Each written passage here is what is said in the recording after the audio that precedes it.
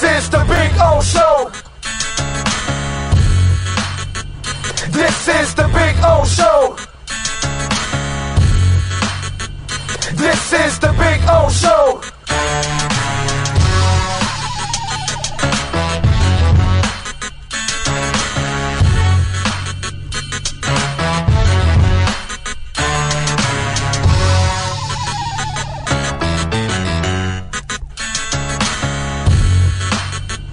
This is the Big O Show.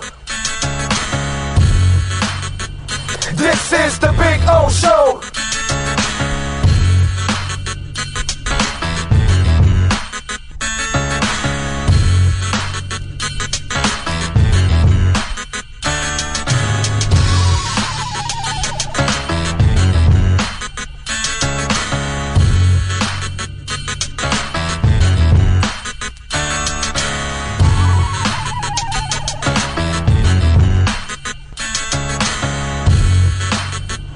This is the Big O Show.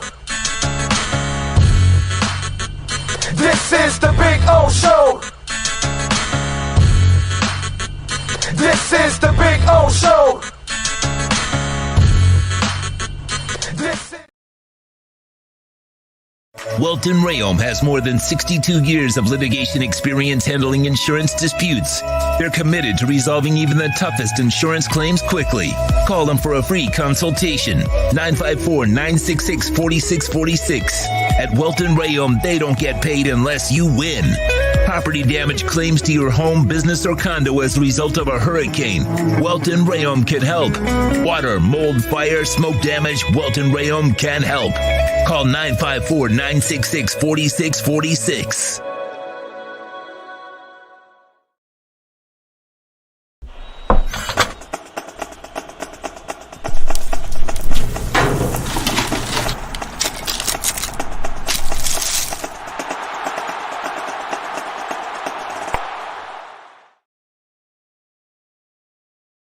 There's no need to drive around South Florida wasting valuable time looking for a new or certified pre-owned Acura. Go to the #1 volume sales dealership in the Southeast United States. Craig Zinn's Acura of Pembroke Pines. Purchase with pace and space in a dealership tailored to your needs. From home buying to providing that personal touch. Contact the 2020 Satisfaction Award winner Craig Zinn's Acura of Pembroke Pines. 888-776-5123. That's 888-776-5123. Or visit them at 15601 Pines Boulevard in Pembroke Pines.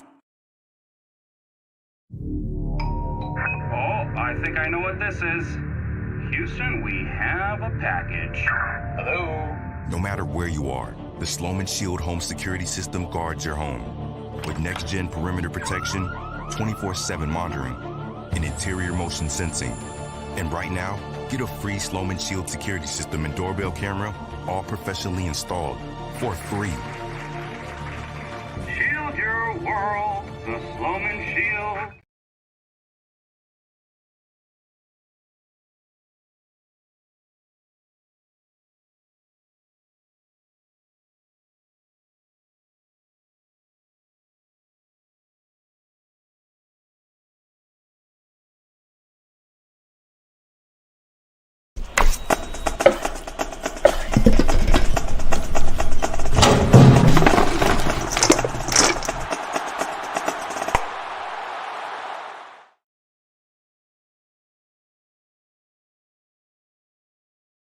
If you're a Miami sports fan, then there's only one store to go to, and that's Caneswear at Miami Fanwear in Davie. They're your one-stop shop for all your Inter Miami CF, Canes, Dolphins, Panthers, and Marlins merchandise. They have hats, t-shirts, game day jerseys, and so much more. Located at 2511 South University Drive in Davie, and open 24/7 online at caneswear.com or intermiamiwear.com. Call them at 954-835-5597. Caneswear, the spot where Inter Miami and all Miami sports fans shop.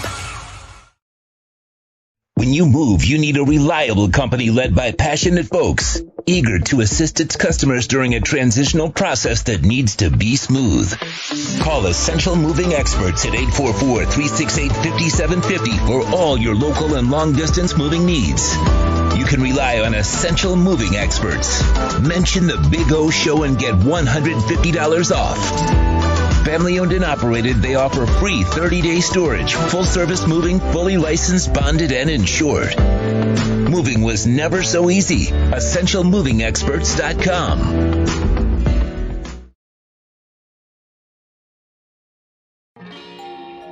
Oh, great. You have a doorbell camera.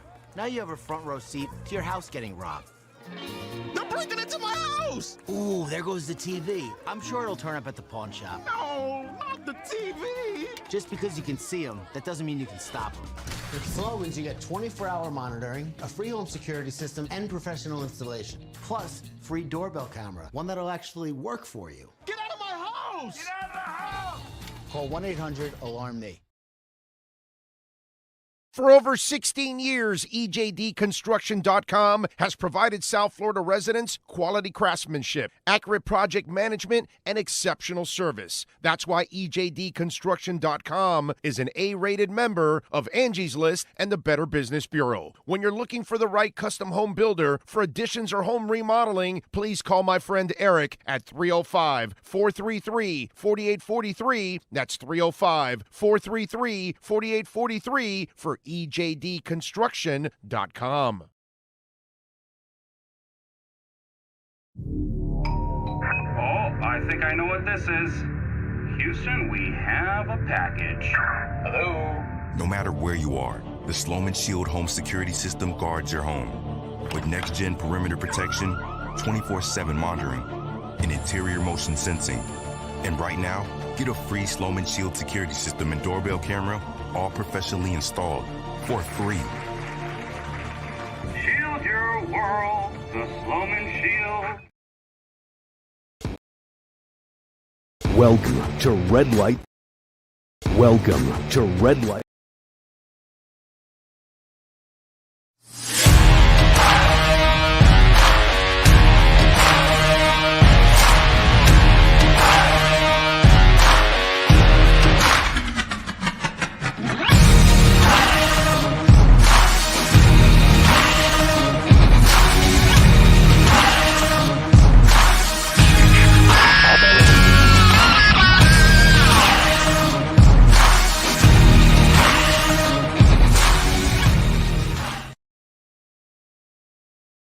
Viewpoint statements or beliefs expressed on the following program by the host, guests, or callers are not necessarily the opinions of FantasyXS.com, Media Group Inc. ownership, management, sponsors, or website. When it comes to South Florida sports teams, very few in the media have witnessed, lived, and covered it like the Big O. Let's start the program dedicated to your favorite South Florida teams with a passion that's unmatched. The Big O Radio Show is on. Here's the Big O.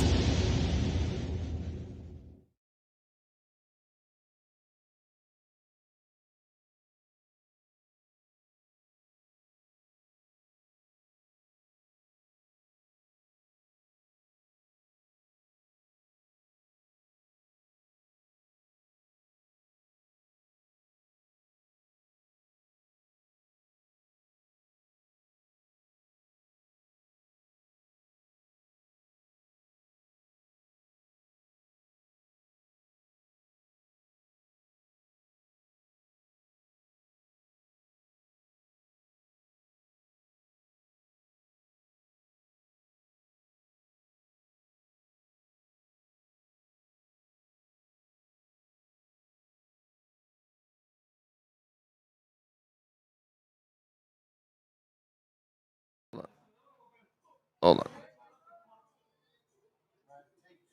All righty. Welcome aboard. Yes, sir.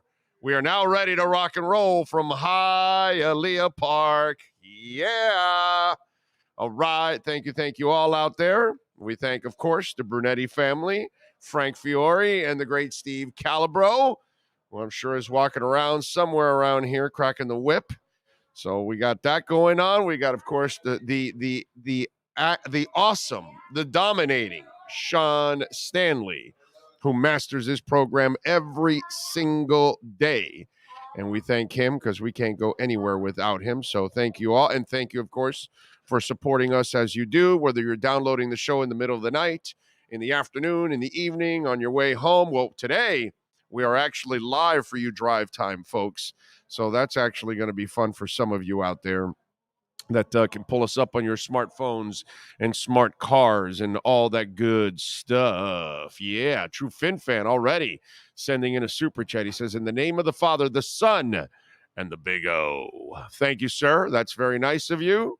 Very, very nice. Thank you, thank you, thank you. I will have my new superhero NFT cards coming out too soon. I mean, if other guys can do it, I can do it too. You know what I'm saying? So anyway, we got a lot of things to talk about. Obviously, we got plenty of folks that are nervous, I guess. I don't know. It's however you want to look at it. Yeah, they've got what was it again? Frozen what? Frozen what? Oh, frozen with fear. Okay, frozen with fear. I like that. And I see that, the forecast, winter storm watches have been issued for the lake effect event starting late Friday night. The watch goes until Sunday a.m. for southern Erie County and the southern tier. The watch goes all the way through Tuesday. So they're expecting all kinds of bad weather and all kinds of inches of snow and all that stuff. So, they'll have to, get it out of. And listen, to me, all of this is mental. None of it has anything to do with if you want to cave in the sun, you want to cave in the snow or the rain, well, then you're just not mentally tough enough. That's all. Pretty simple. And that's it. And if you allow the elements to affect what you do, because both of you have to play in them, right? Both boxers are going to 12 rounds. Both of them got gloves on, right? Both of you, the pitcher's on the mound, the hitter's on the mound. You both got an even shot at this. You're all playing in a rainy field. You both have to deal with the rain. You both have to deal with the snow. You both have to deal with the heat and the humidity. It's just the way it is, man. Okay? Now, is one team probably more used to playing in one weather like than the other? Of course. The Dolphins are more used to playing in the heat and humidity than probably Buffalo is. Okay, big deal. But it's just a matter of this. You know what I mean? That's all it is. It's all mental. And you should be able to overcome those kind of things. And if you don't overcome it, then you're not as good as we thought you were. That's all. It's pretty simple. And to me, I have faith in these guys. I have faith in Tua. I have faith in Mike McDaniel. Did they get a little cocky the last couple of weeks? I think especially McDaniel. We're going to show you a video from Warren Sharp on the show. And Warren does an excellent job. I've had him on my show a crap ton of times. He's become more of a star now. When I used to have Warren on, he was more of an under the radar guy. Now he's a national guy and he's all over the place. But over the years, and he does a great job of breaking things down. I'm going to show you a video how it shows you how irresponsible, McDaniel has gotten, how he's gotten a little loose. And that's what happens when you have success, you get cocky. And when you get cocky, you get a little overconfident. And when you get a little overconfident, that's where you get humbled. And that's exactly what happened to McDaniel last week. He got humbled. That's why 2 weeks ago, it was all Tua. Okay? Last week, what did I tell you? Tua, McDaniel, and the receivers. There was all kinds of, mistakes. It wasn't only Tua. Did Tua have a shitty game? Yeah. But so did McDaniel. He helped have Tua and everybody else a crappy game because he didn't do a good job of adjusting. And so now you've gotten humbled in these last 2 weeks, and you can't be as loose with your game plan as you've been in the past because people are catching up to what you're doing, and it's a chess game. So now you've got to counter, and I expect them to counter this week because I expect Buffalo to try to do a lot of the things that they saw Staley do this past week and also the San Francisco 49ers. So now that McDaniel knows exactly what defense is, he always talks about how I'm looking at what the defenses are doing. Well, you've got some film now to look at for the last 2 weeks at what they've been doing to your offense. So now you need to adjust as a coach to set your players up for success. That's how it goes. It's not just players, it's not just coaches. You need both to actually work out. And that's why last year I felt you didn't have enough players, and you certainly did not have any of the coaches that you needed. Now, I believe you have the offensive coaches. Now they need to prove it to me that, okay, you got punched in the face. Now you need to counter, right? Just like I told you, right? The two boxers are in the ring for 10 rounds or 12 rounds, or the UFC fighters are in the octagon for 5 rounds. Well, you're going to have moments where one's going to take an advantage over the other. And then he or she has to counter to try to get back that advantage. And you see it in boxing matches. You see it in the MMA. You see it in wrestling, I would imagine. Not that I watch it all the time, but I would imagine that there are moments where one person takes a lead and then the other person has to counter and come back. And this is the Dolphins right now. They've been punched in the mouth a couple times.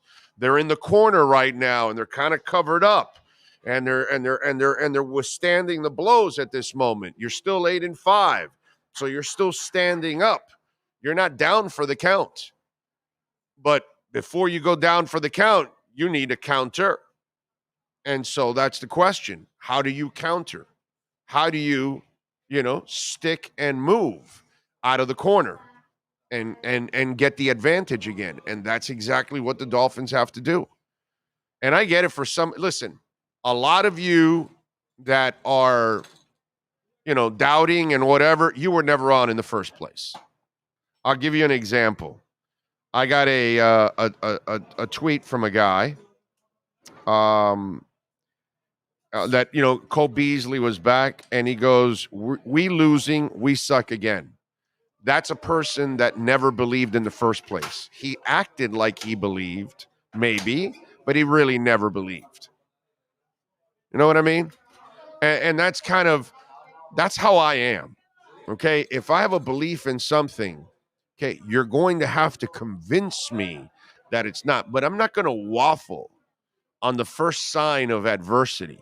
That's not how I even run my life. I've dealt with all kinds of adversity, and I don't fold. I'm going to keep fighting until I can't fight anymore. And then, then I don't have any more fight in me. And that's it. But you're going to have to deal with me because I'm going to fight. I'm going to fight all the way to the end. That's the way I am. And some of you probably are not. You know what I mean? Some of you are probably easily convinced and derailed and detoured and whatever. And I don't listen. A lot of people are like that in this world. So to me, those of you that don't believe or you're off the bandwagon, you were never on. You were never believing. Deep down inside, you always had your doubts. So when I get a text like that from a fan like that, I know that person was never on the bandwagon in the first place, never really believed, because you haven't gotten enough proof to say that he can't play. See, but you're the same person that thought Tua couldn't play for 2 years. And then he does all that he's done this year, and he's one of the best quarterbacks in the league. And then 2 games and adversity, and you flip right away. You're soft. You're kind of spineless. You know what I mean? It's not that you saw something or anything. No, it's that you never believed in the first place. That's all. It's pretty simple. There's nothing to do with that. You're a phony. You never really believed in the Dolphins. You never really believed in McDaniel. And you certainly never believed in Tua. You just acted like it because you're kind of a fan and you want to go along with it. But deep down inside, you don't believe. That's why when Joe Shad tells me, he asked me again personally when we were at Hijinks. He goes, okay. It's really not shtick. You really believe that Herbert and that Tua is better? And I said, yeah, I do. I believe he's the better quarterback. Time will tell. Relax. But that's how it is. There's going to be ups and downs. look, I've gone through it with some of you out there that were, completely wrong about Ryan Tannehill. And then when he has some success in Tennessee because of the other things around him, not because he's the difference maker, he's only a facilitator on his best day. But some of you got fooled and you thought the Dolphins didn't do the right thing and you thought he was actually a real franchise quarterback. And I stuck to my guns. And that's just the way it is. And I'm going to stick to my guns until Tua proves to me that he cannot play at this level. When I know he can play at this level and excel and be one of the best quarterbacks in the league. But just like any quarterback, just like any player, just like any human being, you're going to have your downs. Everything is not going to be rosy. So somehow or another, you think that they're going to go, they're only going to lose the 3 games that he didn't play. And every other game, he's going to be outstanding. They're going to win, and they're never going to lose. And he's never going to struggle. Come on, man. And so the first sign of adversity, and some of you are jumping ship. Again, you're the minority. You're not really the majority of the Dolphin fans. You're just loud because you know what it's like? It reminds me of the fans that are worried so much about 3rd and 17 this past week in the defense. And it's like nitpicking. You're just a sore loser. And you can't even handle the fact that the offense lost the game. Had nothing to do with the defense. But no, you want to worry about the bad call for the roughing the passer. You want to worry about X not touching a guy, which is actually worse than the 3rd and 17, but whatever. And then the 3rd and 17, whether it ends up in 3 points or 7 points, it was going to end up with a field goal one way or another. Mathematics say Dolphins still lose. But again, you want to just worry about the referee call or the defense. And in the end, the offense was the main failure. But you want to be a whiny little bitch. So you want to be loud and you want to be whiny. And you want to start talking about other things that had nothing to do with the loss. Everything about the loss the last 2 weeks is all on the offense. Every single ounce of those losses are on the offense.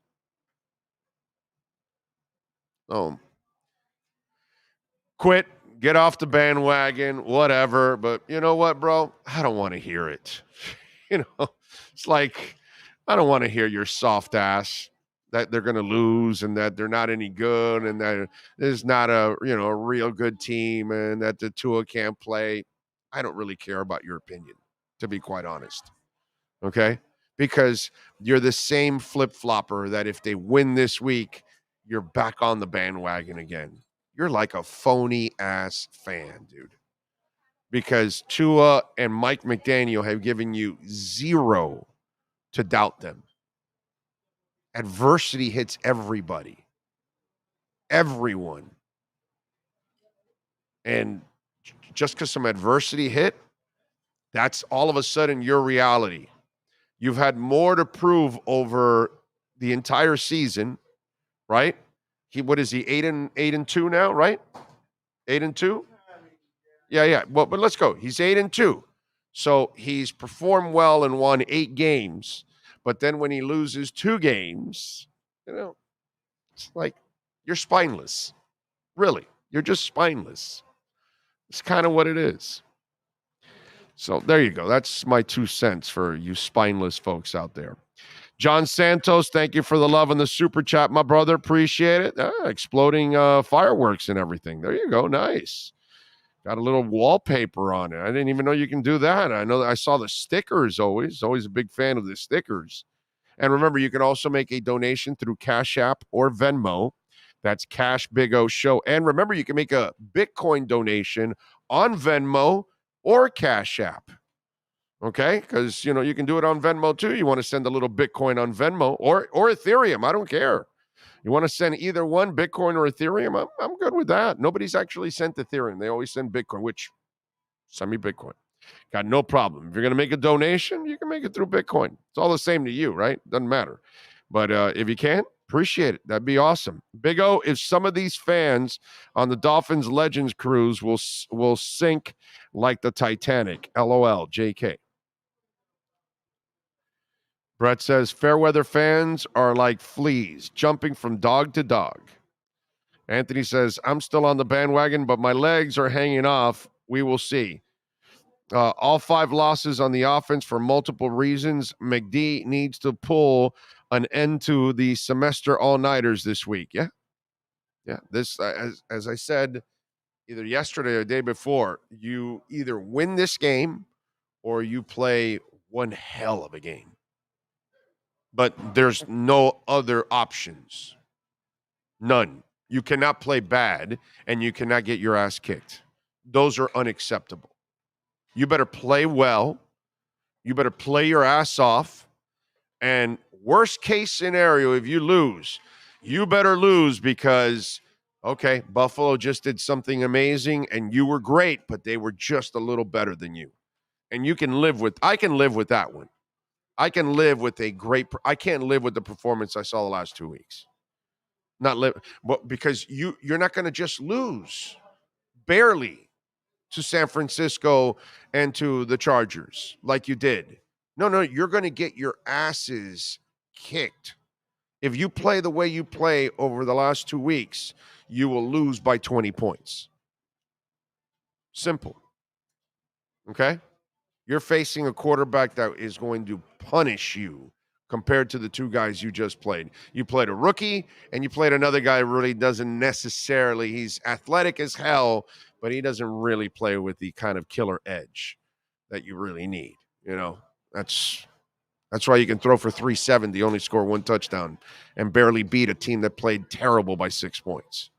But, you know, whatever narrative, he was phenomenal. Oh, my God, he was the greatest thing since sliced bread.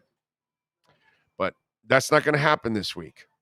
You're going to play again against a guy that's going to bury your ass. He will throw touchdowns. He will run them. He will try to run over you. He will run through you. He will try to jump over you. You're going to play a maniac this week.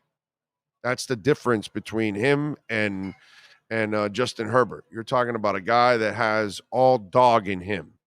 So the Dolphins cannot go in there and play the kind of game that they've played the last 2 weeks on the offensive side of the ball. They better wake the hell up. So there we go. Let's see. I said I would like 360 yards rushing a season from Tua. That's 20 per game. He had 28 Sunday night. Slid, take a late hit. We need better down and distance on third down. Well, Kenshawn, you can blame McDaniel for that. Okay? You can blame McDaniel for that. Can you pull up the video of Warren Sharp? Let me show you something. Warren Sharp does a really good job. I hope you guys follow him on Twitter. His name, I think it's Sharp Football. If I'm correct on, I think that's his handle on Twitter. And he explained what's been going on with the Dolphins the last couple of weeks and the offensive struggles. And really, basically, the irresponsible nature of Mike McDaniel and what he is calling. That's why I took him to task this past week. Right away in the game, I saw it. I didn't have to wait for days because I noticed how after days people were like going after McDaniel and figuring it out. When I just saw that it was Tua, McDaniel, and the receivers. And you can listen to the post-game show. I right away, just watching the game, I knew McDaniel got housed in that entire game. And Tua obviously was off, but the receivers also screwed up. Those are the 3 factors that lost you that game. All on offense, but those are the 3 factors. Now, Warren Sharp explains what McDaniel, and this is where success leads to cockiness. Cockiness leads to overconfidence, and then the overconfidence means you get outcoached because you were overconfident. You didn't prepare the right way. You didn't prepare for the counter. Here's Warren Sharp explaining what the Dolphins have done on offense, which puts Tua and the offense in a really bad position. Go ahead, Sean. All right, guys, I want to talk about the Miami Dolphins, their depth of target, their strategy on early downs. There's for improvement. There are some things Okay. Early down strategy, air yards per pass attempt on early downs on the x-axis. These teams are throwing the ball deeper down the field on early downs. This is over the last 3 weeks versus average distance to go on third down. So third and shorts, third and longs. Where are the Dolphins? You see the Dolphins? Not yet. Not yet. Not yet. The highest average depth of target on early downs over the last 3 weeks is the Miami Dolphins. Highest average depth of target, over 12 yards. The NFL average is down here at less than 8. They're at over 12. Way higher than number 2, which is the Falcons. And as you know, the Falcons don't throw the ball a lot. When the Falcons do throw the ball, they tend to throw deep, but they don't throw the ball a lot. The Dolphins are out here having Tua chuck the ball down the field with frequency over the last 3 weeks. The problem is it's resulting in third and really long situations to go because these passes are obviously more difficult to complete. It's hard to complete passes that are thrown over 12 yards on average. If you watch the Monday night game, you saw the way that that game started out. The first 3 plays of that first drive for the Dolphins were all passes. That's fine. We don't care if they're passes. But the first one was a 31-yard deep shot. Then it was a 10-yard pass. Then it was a 9-yard pass. I mean, all of these passes are down the field, and it's just difficult to complete passes like that. This depth of target has changed. This depth of target has changed over the course of the season. Weeks 1 to 4 on early downs, let's talk about just the first half now. Tua averaged only 8.6 air yards. Week 7 to 10, after he came back from his injury, those 4 games, he averaged 9.1 air yards. So a little bit deeper, but not tremendously. The last 3 games, though, not 8.6, not 9.1, but 12.3 air yards on early downs in the first half of games. Obviously, that's the highest in the NFL. Every single game, though, had a depth of target of over 11.5 air yards. Prior to that on the season, 0 games had an average depth of target of 11.5 air yards. So it's not just one game. It's not just one opponent. And these numbers are just the first half. So again, we can rule out garbage time, fourth quarter, they're down, whatever. This is just the first half. What is their strategy? Their strategy over the last 3 weeks has been to chuck the ball and push it down the field. Now, it's ironic that they're doing that when you're going up against 2 strong pass rushes in those last 3 weeks. In addition, your offensive line is beat up right now. Their offensive line is more beaten up than it has been earlier in the season. With Armstead beat up, he missed several games, and obviously they're down a number of other starters. So this team to be chucking the ball this deep and it's not working, and it's setting them up in a lot of third and long situations that are obviously difficult to convert. What do you think is going to happen? Probably they're going to be in a lot of third downs and having to punt the ball. And sure enough, if we check out what they did, this is their first down conversion rate by week, skipping the games that Tua didn't play or got hurt in. And as you can see, the last 3 weeks, these are the lowest third down conversion percentages on the season. So their first down conversion rate on third down, lowest of the season, these 3 weeks of any other weeks during the season. Is because they're averaging so many yards to go, and that's because they're throwing the ball so deep on first down. It was one thing before defenses knew how to play these guys, but now that defenses are all right. So you got the gist of it. Warren did an excellent job of that. Very irresponsible on Mike McDaniel's part. He's putting his team and Tua in bad positions, and that's because he's getting too cocky. And he's got to dial it back, and he's got to make it more reasonable. And that was incredible logic on Warren Sharp's part, explaining exactly what the hell is going on. And you've got to have a shorter passing game. Look, I get this, this whole thing about this machismo thing about, well, Tua can't throw downfield. Dude, enough already with that. He can throw downfield. Tua, we know already, dude. We know, too, that you would take on a tackler. We also know that you would hang on to the ball till life is over on earth and take every hit, because we understand you're a warrior, my brother. I understand. I know we have the doubters and the haters. that think you have no arm, that you can't play, that you're not tough enough, that you can't handle tough coaching, that you play too much golf. Oh, that you also, that the snow scares you. He had to tell people yesterday, hey, it snows in Alabama. So I get all of that stuff, but he doesn't need to prove to us anymore that he can throw downfield. He doesn't have to force that. And McDaniel, please don't make him force those plays. Let's call a smarter offense. Let's add the running game to it. Let's have some short passes. You have two incredibly dynamic receivers who can get a 4-yard reception and turn it to 14.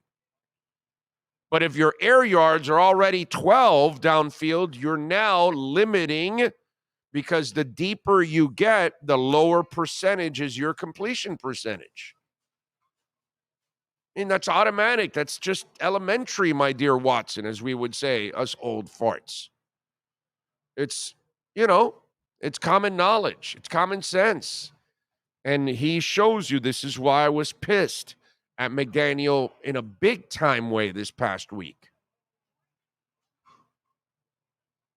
And that's why, 2 weeks ago, he called a beautiful game, and Tua was just off. This past week, it was kind of a combination of Tua, McDaniel, and the receivers who just everybody took turns in screwing up the offense. Kind of. But I have to lay it on McDaniel. He did not have the edge. That's the problem. He didn't bring the proper edge. He got lazy. He got cocky. And he thought that his offense was, indestructible and indefensible and unstoppable and all those things. And he was wrong. So you have to adjust. And there was no adjustments in that game. This is why, I cried wolf, many times last year that Tua has no coaching. There's no play design, there's no play call, and there is not enough talent. Well, that's not the excuse now. But he failed to adjust. And that I was disappointed in with Mike McDaniel. Now, while I'm disappointed with Tua's play, I'm disappointed sometimes with Waddle, by the way. I'm disappointed with Mike McDaniel, especially this past week. It doesn't stop me or deter me from what I know Tua is going to be and what I know McDaniel can be, because he's smart enough to adjust to all of this. And Waddle is a great receiver, and he's got to, kind of clean up the brain farts in his game. Those are things that I could get a little disappointed in. There's a difference between disappointment and absolute giving up on somebody. By the way, myedgedrink.com, hopefully the Dolphins will have the edge this week in Buffalo. But if you want the edge, you can get it delivered right to your home. The finest energy drink on the planet. You're just going to enjoy holding the can, okay? It's just a can itself. All right, the design, the feel of the can, and then, of course, what's inside. Delicious, smooth, and zero aftertaste. You are going to love Edge Energy Drink, the finest energy drink on the planet. Can't get it in a store, but you can get it online at myedgedrink.com. Support the great people that support us. You get 10% off when you use our code Big O. Go to myedgedrink.com. Hey, man, this is a perfect drink to be watching the Dolphins game and watching them kick the Bills' ass, hopefully, on Saturday night or throughout the rest of the season and into the playoffs. Have some faith. Have some faith. Have some edge. Delicious, smooth, and zero aftertaste. Only 78 calories and the finest elixir on the planet, man. I'm telling you, mix it with a little vodka like I do with Grey Goose. It makes it disappear, and it tastes so good. So good, it's dangerous. That's how good it tastes. It's awesome. myedgedrink.com. Use our code Big O to get 10% off and get it delivered to your home or office. The bad weather in Buffalo might be the element that forces McDaniel to call a more conservative game with shorter passes. Might be a blessing in disguise. Well, he needs to do that whether it was sunny, rainy, snowy. It doesn't matter. He needs to adjust. He didn't adjust last week. He was terrible, dude. He got his ass handed to him by the Chargers coach. Adjustments aren't these NFL coaches. What the heck were they doing this past week? Playing video games? Sorry, but imagine if these are the playoffs. Well, this is why new coaching staffs and a new head coach, these are the growing pains you have to deal with, Rosendo. That's how it goes. It's hard to get a rookie coach that's just going to be perfect every single time. That's, I'm sure it's happened, but it's not something that's common. The problem is I'm tired of disappointments in my lifetime. The Dolphins have always been a disappointment. I fight for them, but I want them to fight for me. Well, they're 8-5. They're fighting. So I'm not sure what you're talking about. But over the last 20 years, you haven't gotten into the 14th game of the season at 8-5. So relax. They're doing pretty damn good. They're doing a lot better than they have over several years. That's the way you got to look at it. There is improvement. Okay. Was it fun the last 2 weeks? Again, you want to label the last 2 weeks over the 8 wins? That's up to you. You go ahead and do that. That's not what I'm going to do. Big O, did you go over the betting lines for the game yet? Not yet. And it hasn't changed too much, by the way. Let me pull up the latest line overall. And I'll give it to you right now. Let's see here.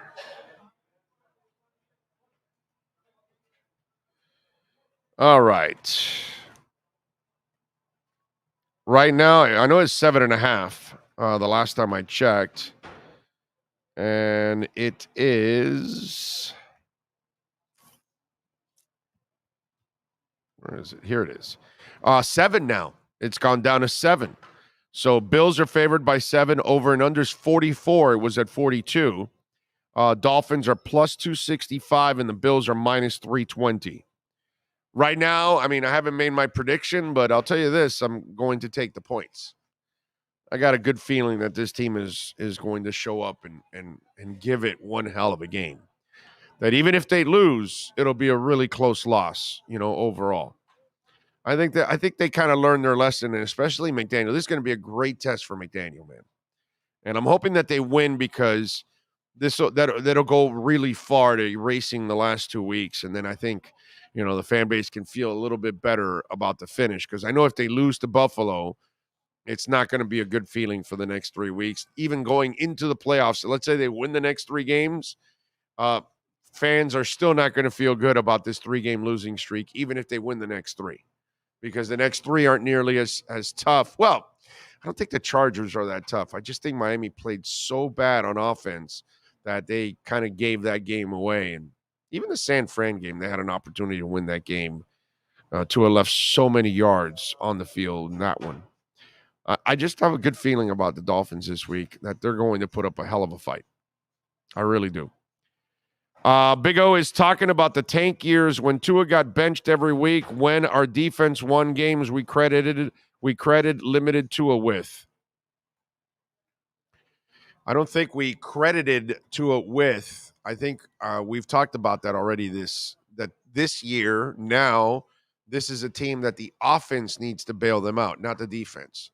I think we've looked at it from before that it's always the defense that needs to bail them out.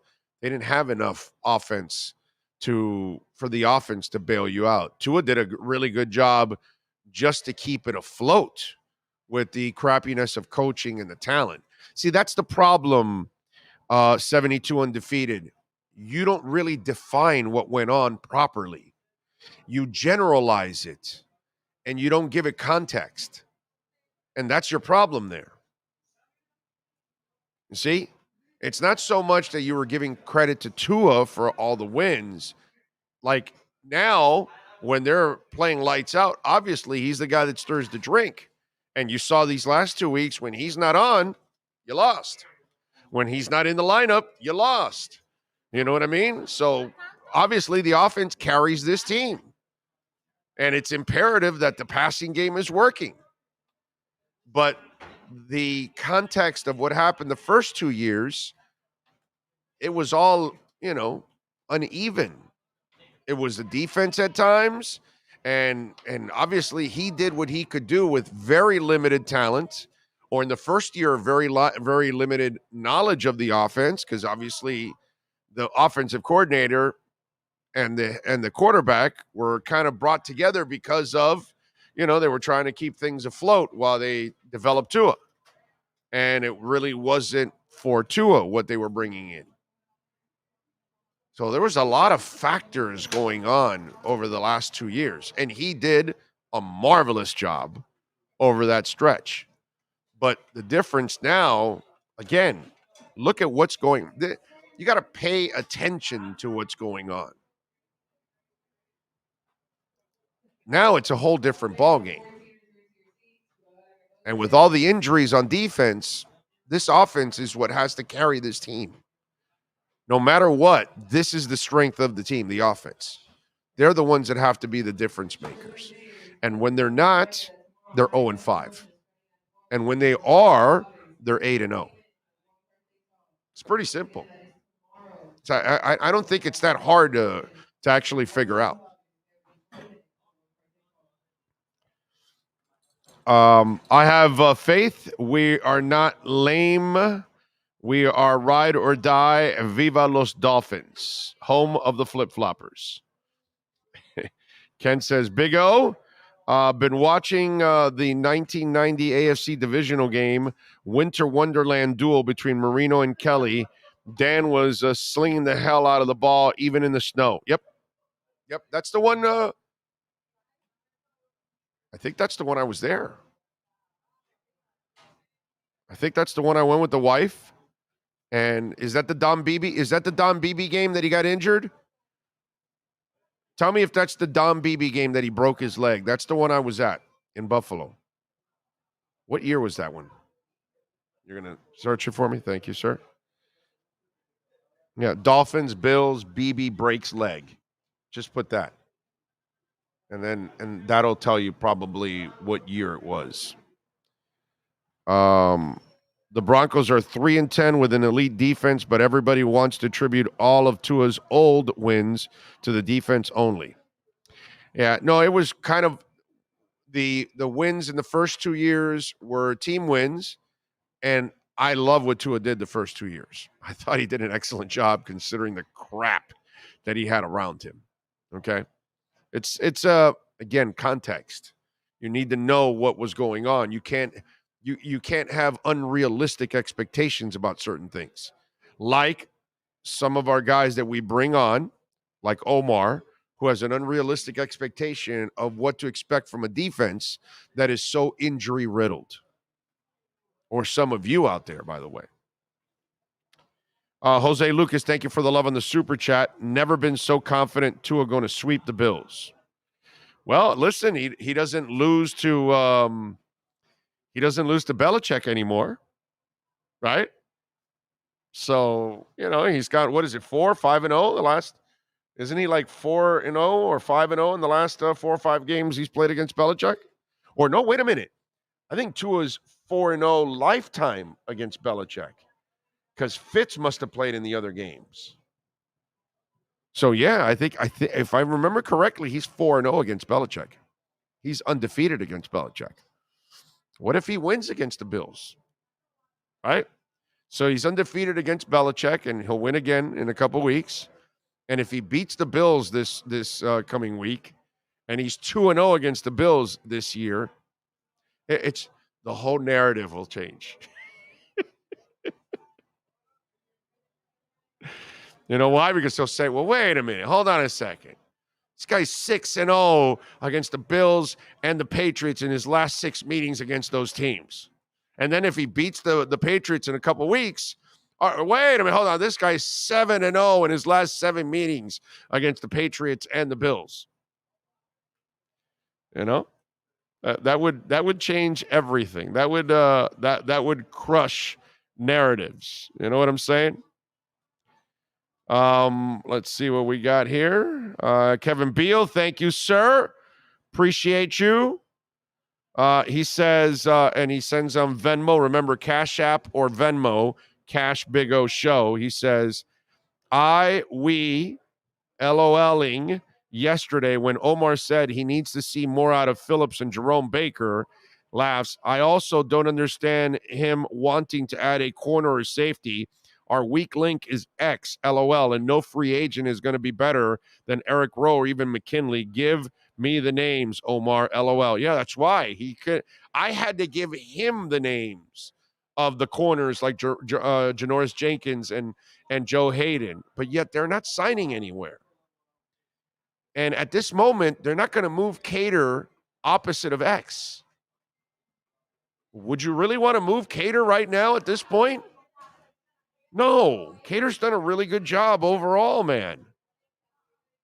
So thank you, sir. 19 what? Oh, so he is watching that game. You're watching the 1990 game. You are watching the game that Don Beebe broke his leg. That's the game I was at. I'm in the stands there. Me and, she's my girlfriend then, wife now. But yeah, in the stands. So thank you for the Venmo, Cash App or Venmo. You can send it in at Cash Big O Show. That's Cash Big O Show. And of course, remember, Bitcoin donation is always wanted. Rumor has it McDaniel simulated the practice facility to Buffalo, lowering the thermostat to minus 30. We are really, bro, that T-shirt gave us strength. The reverse psychology is going to kick in the four of us, baby. Yeah, he says, what was the shirt he was wearing? I want it to be colder or something like that. Oh, it's not cold enough or whatever. Yeah, I don't know if you can find it on social media, pull it up there, and we can show people that he was wearing it. Listen, they cranked up the AC in the practice facility. That's not cold enough for a hockey practice.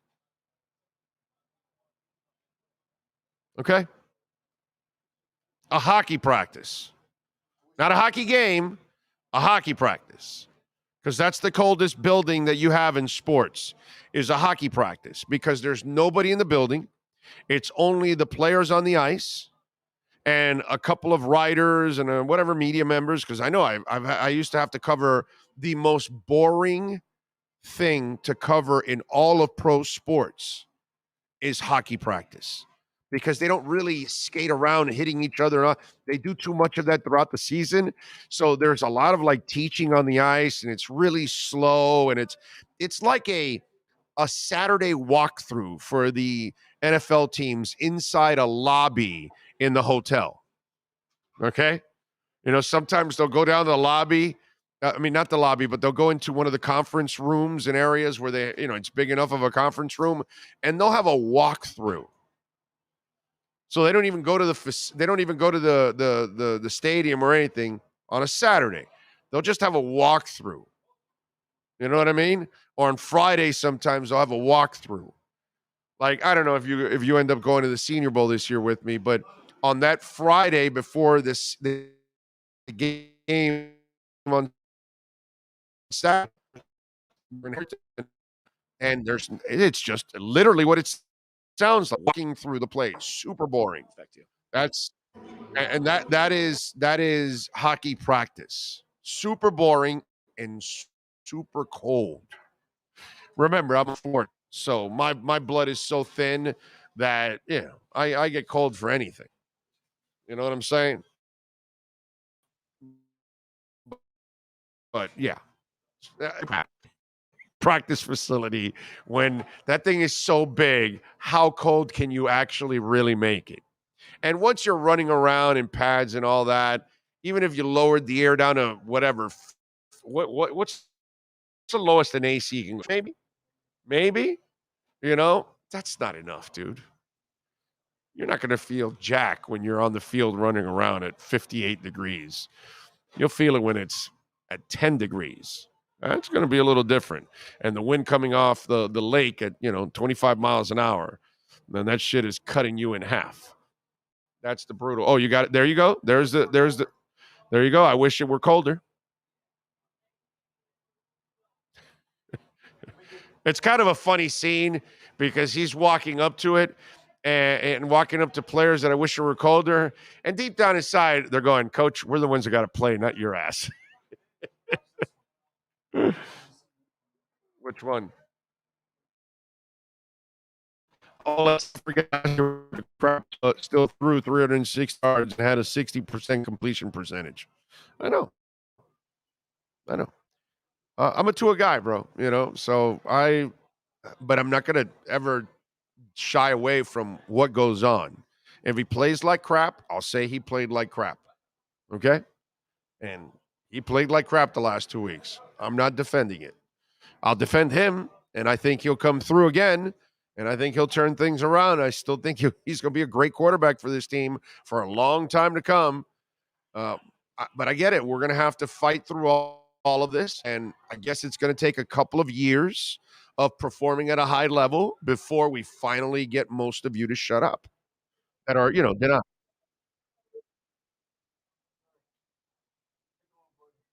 What was that? Okay. Oh, that's a Bills player?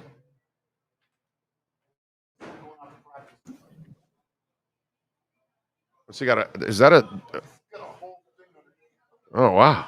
Jesus Christ. Oh, he's got a whole jacket and everything. Yeah, I got my big field on.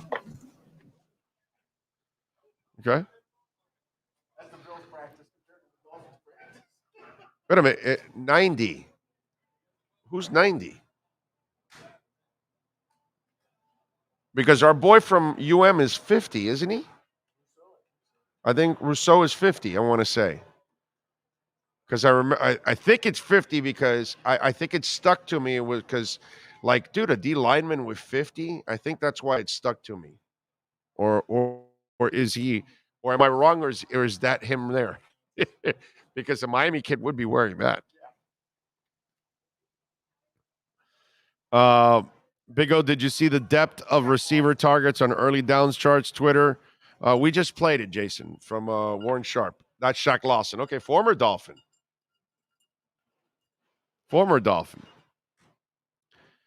Why don't they practice in the extremes like Antarctica? Then Buffalo would feel warm. Yeah, I like that, Eddie. They should have left L.A. and just fly to like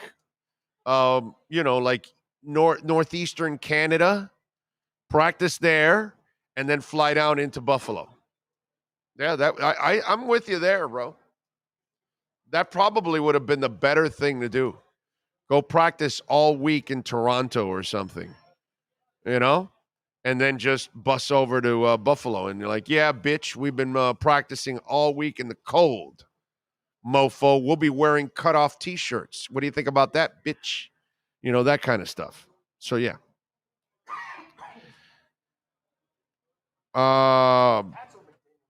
Was it broken by Offerdahl? I mean, I even forgot. It was so long ago. Big O, what if question? If the offense plays like crap again, how worried do you get? Very worried. Very worried. What are you going to say? No, I was going to say McDaniel's coaching a wife beater in shorts. Right, exactly. On the sideline. That's it. Let's go. That's it.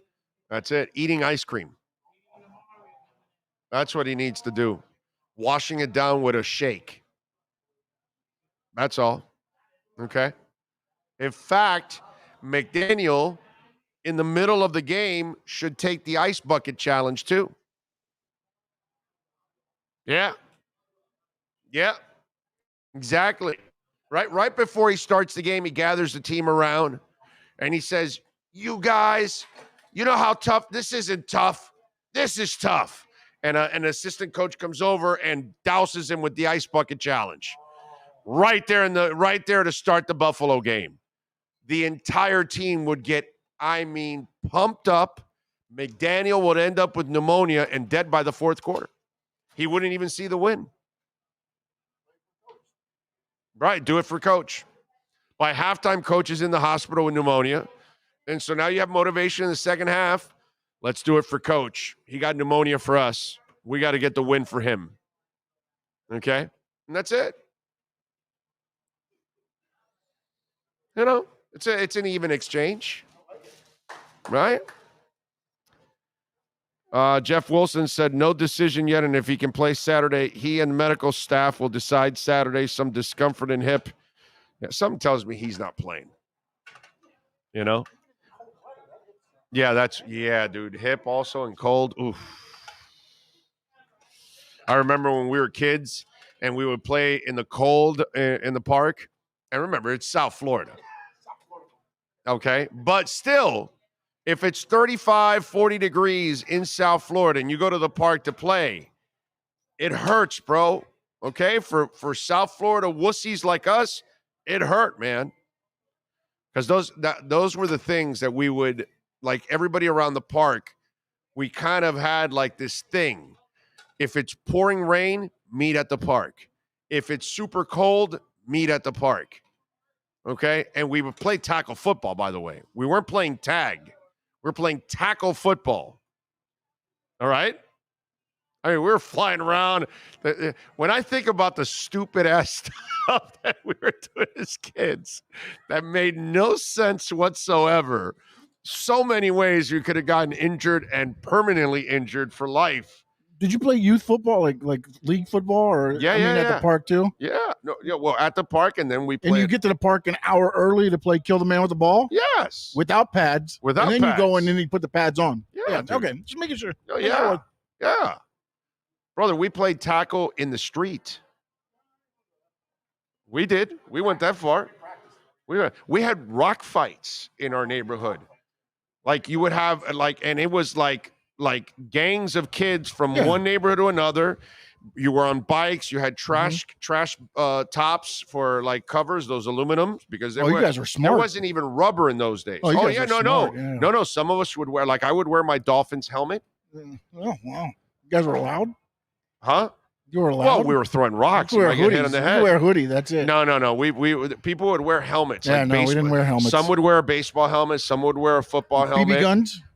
No. We didn't shoot BB guns at each other, but we did throw. But we did Roman candles. But Roman candles, we did. Yes, from distances. Yes, we did. Yes, bottle we did. Rockets, Bottle rockets and Roman candles. Yeah, we're guilty. Yes, guilty. I mean, we did some stupid dude. Stuff. Yeah, some real. We used to shoot them across the street, and we had a car. No cars used to come down like during certain times, so we just start shooting them across because we had a big nursery. Oh, okay. Which is even stupider because we were firing the Roman candles into the nursery, but we used that for cover.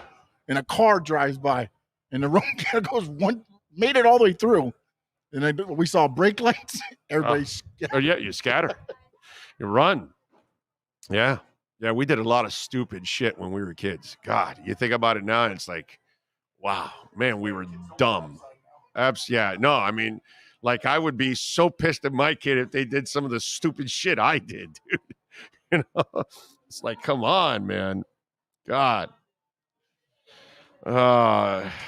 We did use those metal trash cans as shields. Yeah, dude, we had to. We had no choice. We didn't have rubber in those days. Everybody had metal trash cans in those days. I don't even think Rubbermaid had rubber trash cans in those days. Like now you have a plastic or a rubber one at home. You don't even have any metal ones now. In those days, everybody had metal trash cans.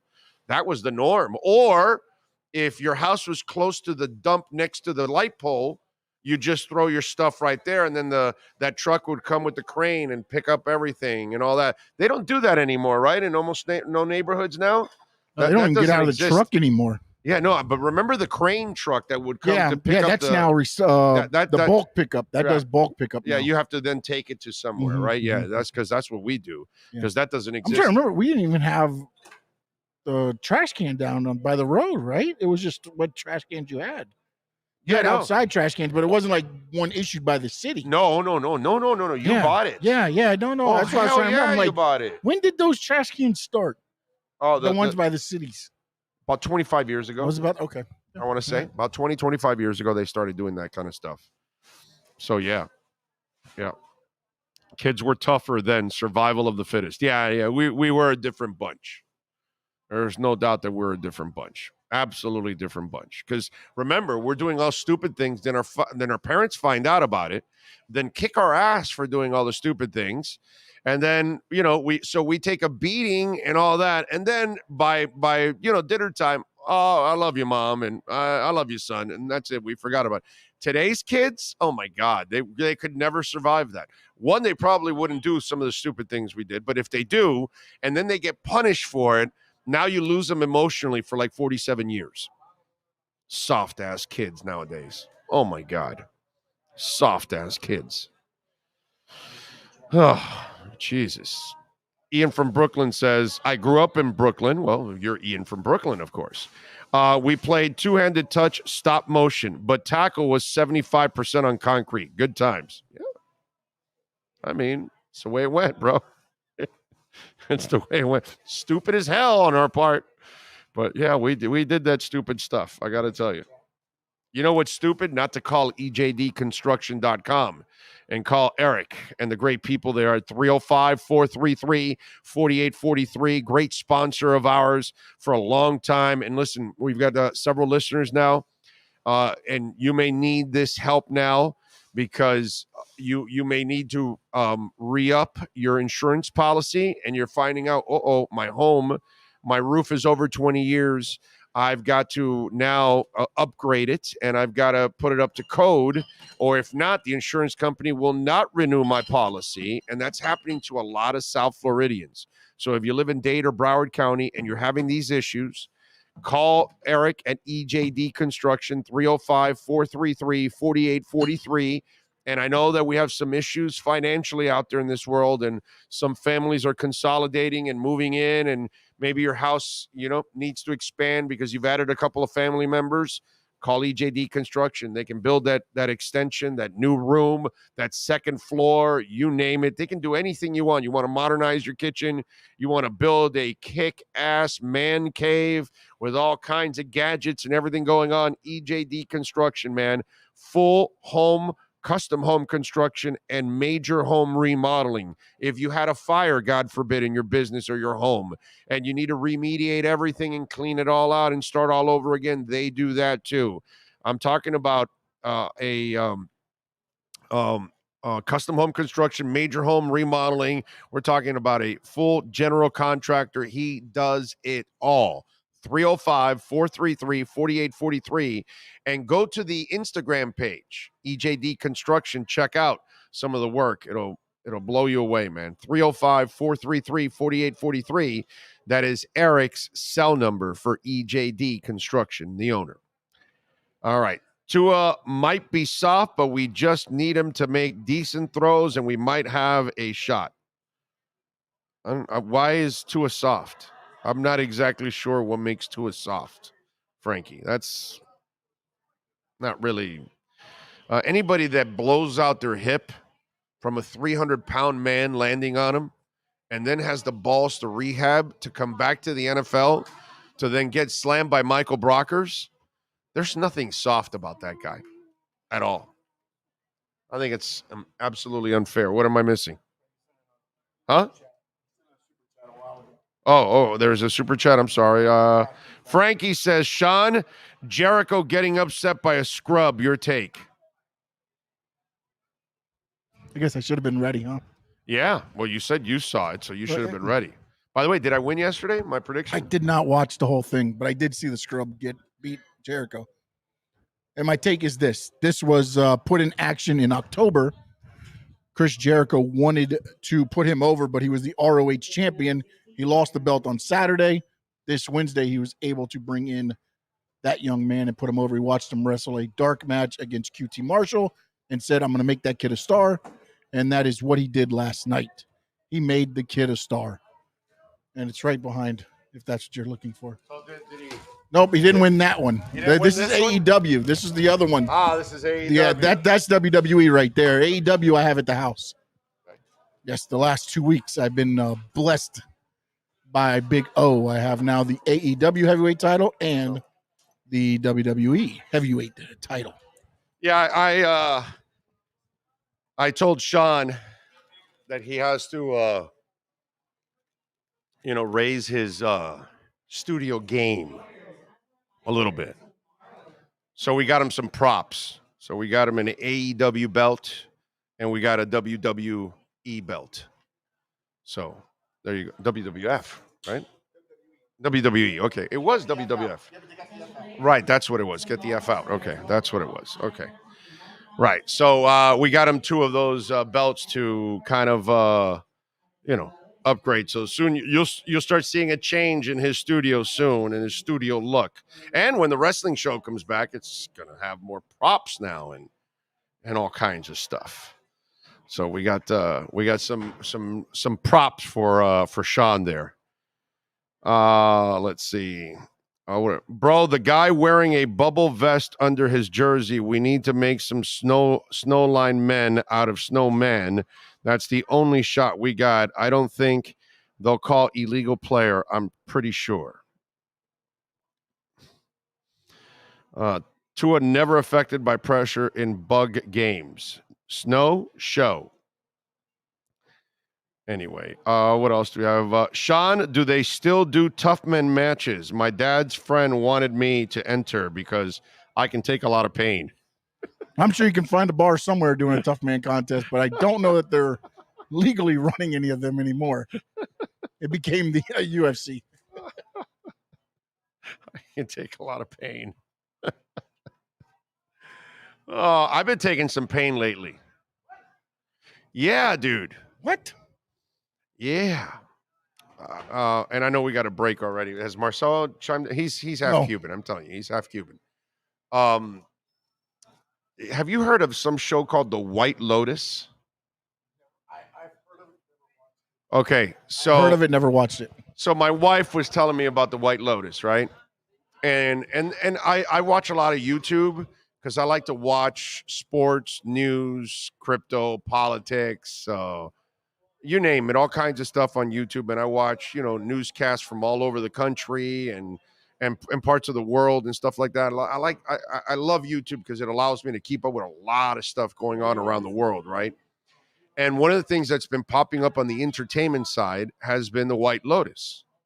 And I think they were nominated for like 20 awards. Wow, okay. Whatever. So my wife goes, "Hey, let's watch this," and she mentioned it to me a couple times, and so we started watching it last week, and I'm through the first season. I watched 5 episodes, and I just started watching the 6th episode, which is the last episode of season 1, and I'm gonna finish it tonight because I'm gonna finish it but I'd like that time back in my life. My God, that is an overrated. So you don't like it? No, overrated as hell. Like Sons of Anarchy is 1,000 times better. The Shield is 1,000 times better. Sopranos. The OC is better than that. Okay? One Tree Hill's first few seasons is better than that. I mean, I can name so many shows. Ted Lasso is 1,000 times better than that White Lotus crap. I told my wife, I go, this is kind of lame, dude. It's not really, it's not as good as people are making it out to be. Like, it got 20 nominations or whatever, and I'm like, yeah, but are you a movie snob or show snob or anything like that? Like, do you? Like how you are with music. Are you like that with shows? Yeah. Well, I mean, it's got to be a good show. Like some of the shows I mentioned. Are you going to tell me that White, what's it called again? White, whatever is better than Sopranos? Not even close, dude. If anybody said that. You know what I mean? It's like, I found it very overrated. It looks like most of and it was so slow the first few episodes, and it kind of picked up a little bit here, but oh my God, and it's not like, this is an amazing show or anything. I've seen so many TV shows that are way better than that. And like Ted Lasso. I'd rather watch Ted Lasso has way better storylines from the drama side of it to the romantic side of it to the plot to all kinds of twists and turns to it. It's well written. This one I found it to drag. Yeah, I just wasn't that impressed. Somebody said you should give season 2 a chance. No, I'm not watching season 2. No. That was Rob Cow. Yeah, no, I'm not doing that. I'm not doing that. Not even giving season 2 a chance, huh? No, I'm not even giving. No. I want the time back. I got. Well, listen, for season you've 1. given it more of a chance than I'm giving it. So. Yeah. No. Enough already. I'll watch the end of this season tonight, and I'm done. I'm not watching another episode. There's no way I could watch another episode of that. Like really, really, really bad. I watched the first season of The Cleaner with the woman, better than that show. Okay, and that show's but it's better. Now, if you want the other Cleaner that came on A&E a few years back, now, my friends, that was way better than this show. What happened? Frankie Fresco says you can give Tua multiple chances, but not that show. Come on, Big O. Yeah, because Tua's proven to me he's a winner. I haven't seen the White Lotus. Give me a White Lotus car, not White Lotus show. Put it that way. All right. I'll take the White Lotus, car. Most shows suck anyway. I've kind of, there's not a lot of good ones. I got to say that was not good. Like I told my wife, seriously, let's get. But my wife is that person that like she starts a bad movie and then she'll want to finish it. I'm not that person. Like I literally will walk out of the theater. Okay? Like I will walk out of the theater. So she knows that, certain movies, we're going to go see the new Bond. She knows I'm not going to walk out. The new Star Wars. She knows I'm not going to walk out. The new Avatar is going to come out, is out now or coming out or whatever. She knows I won't walk out from that. But if she takes me to a movie that's kind of new and doesn't have anything that, and it's like, she's got to make sure it's really good because she knows that I'm going to walk out. Now, does she have to follow you, or are you just sitting in the lobby waiting for her? No. I'll go to the car and get on the phone and get on social media and screw around or whatever, and I'll wait for it. I don't care, bro. It doesn't matter to me. I'm not gonna make her, leave because I know her already. I've been married to the woman, so I know she likes to. Like when we're home and she wants to finish it, I'm like, okay, you finish it. I'm done. I'm out of here. But this one, I've like stuck with her on this. It's only 6 episodes. And I'm like, another slow ass episode, really? Well, it was nominated for whatever, oh my God. The Walking Dead. No, I watched, I have not, I never got into The Walking Dead. I've run into an episode or two. I heard that it started off really good and then it tailed off. That's what people tell me all the time about There's it. so much you can do with zombies. Walking Dead. Yeah, exactly. So much you can do, Okay, you killed the zombies. What's left? Kill more zombies. Okay, you did that. What's left? Kill more zombies. Whatever, so I get it.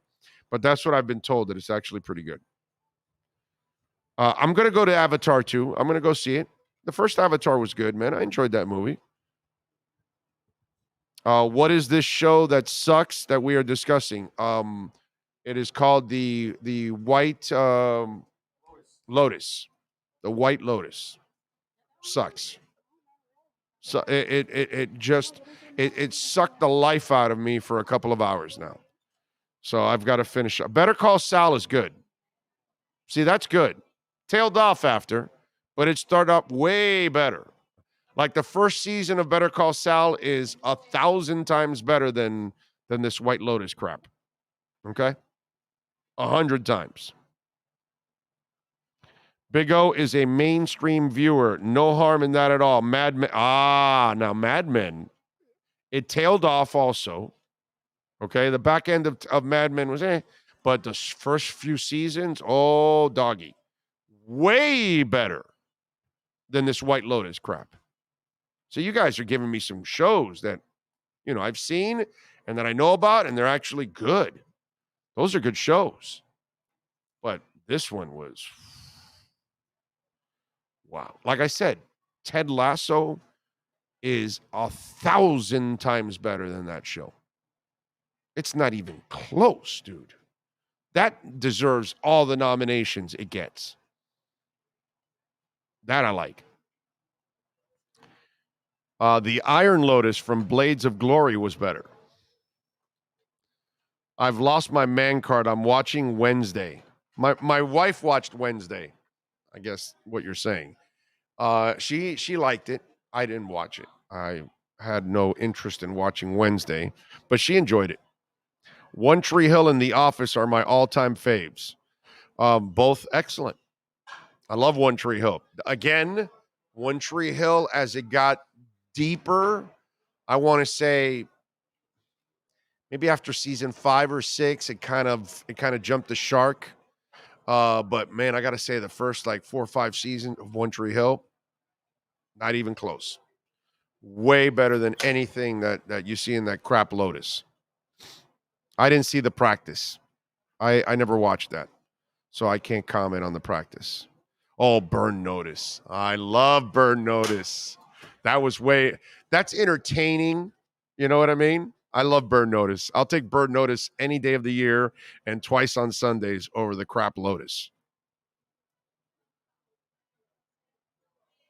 What is it? Funny, how you hate White Lotus and Mark Hochman is raving about the show. Really? Okay. When I was pulling up, he was talking about it, but I didn't hear him raving. They had just started talking about it when I was heading in. All right. I was actually listening to Phoenix on the way in.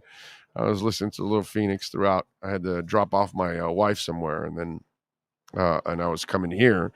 I was actually listening to Phoenix. I didn't listen to Hawk. So he likes White Lotus. Okay, that kind of explains it then. Yeah, that's where I learned that there was 2 seasons. Yeah, that he talked about it. Okay, that kind of The Wire. Kevin. Bro, the White Lotus couldn't even hang with the credits of The Wire. I'd rather watch the credits of The Wire than watch The White Lotus. The Wire is one of the greatest TV shows of all time. Okay? I don't know where you want to put it in the top 10, but it's in the top 10. Okay? You want to put it 1, you want to put it 5, you want to put it 10, I don't care. But The Wire is one of the greatest shows ever. Wow, that is a great show. That is just fan-freaking-tastic. I'm supposed to take a break, right?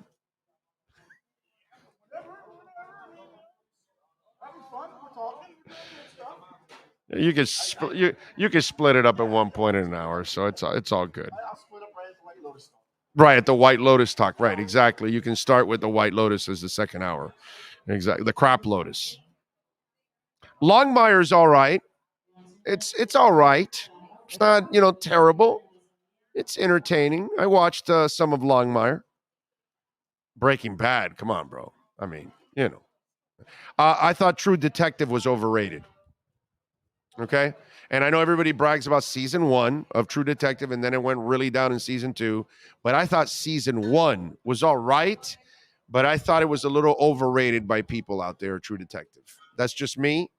When you tell me, The Wire, and you start talking about, Breaking Bad and Sopranos and The Shield and Sons of Anarchy, I'm sorry. It's at another level than True Detective.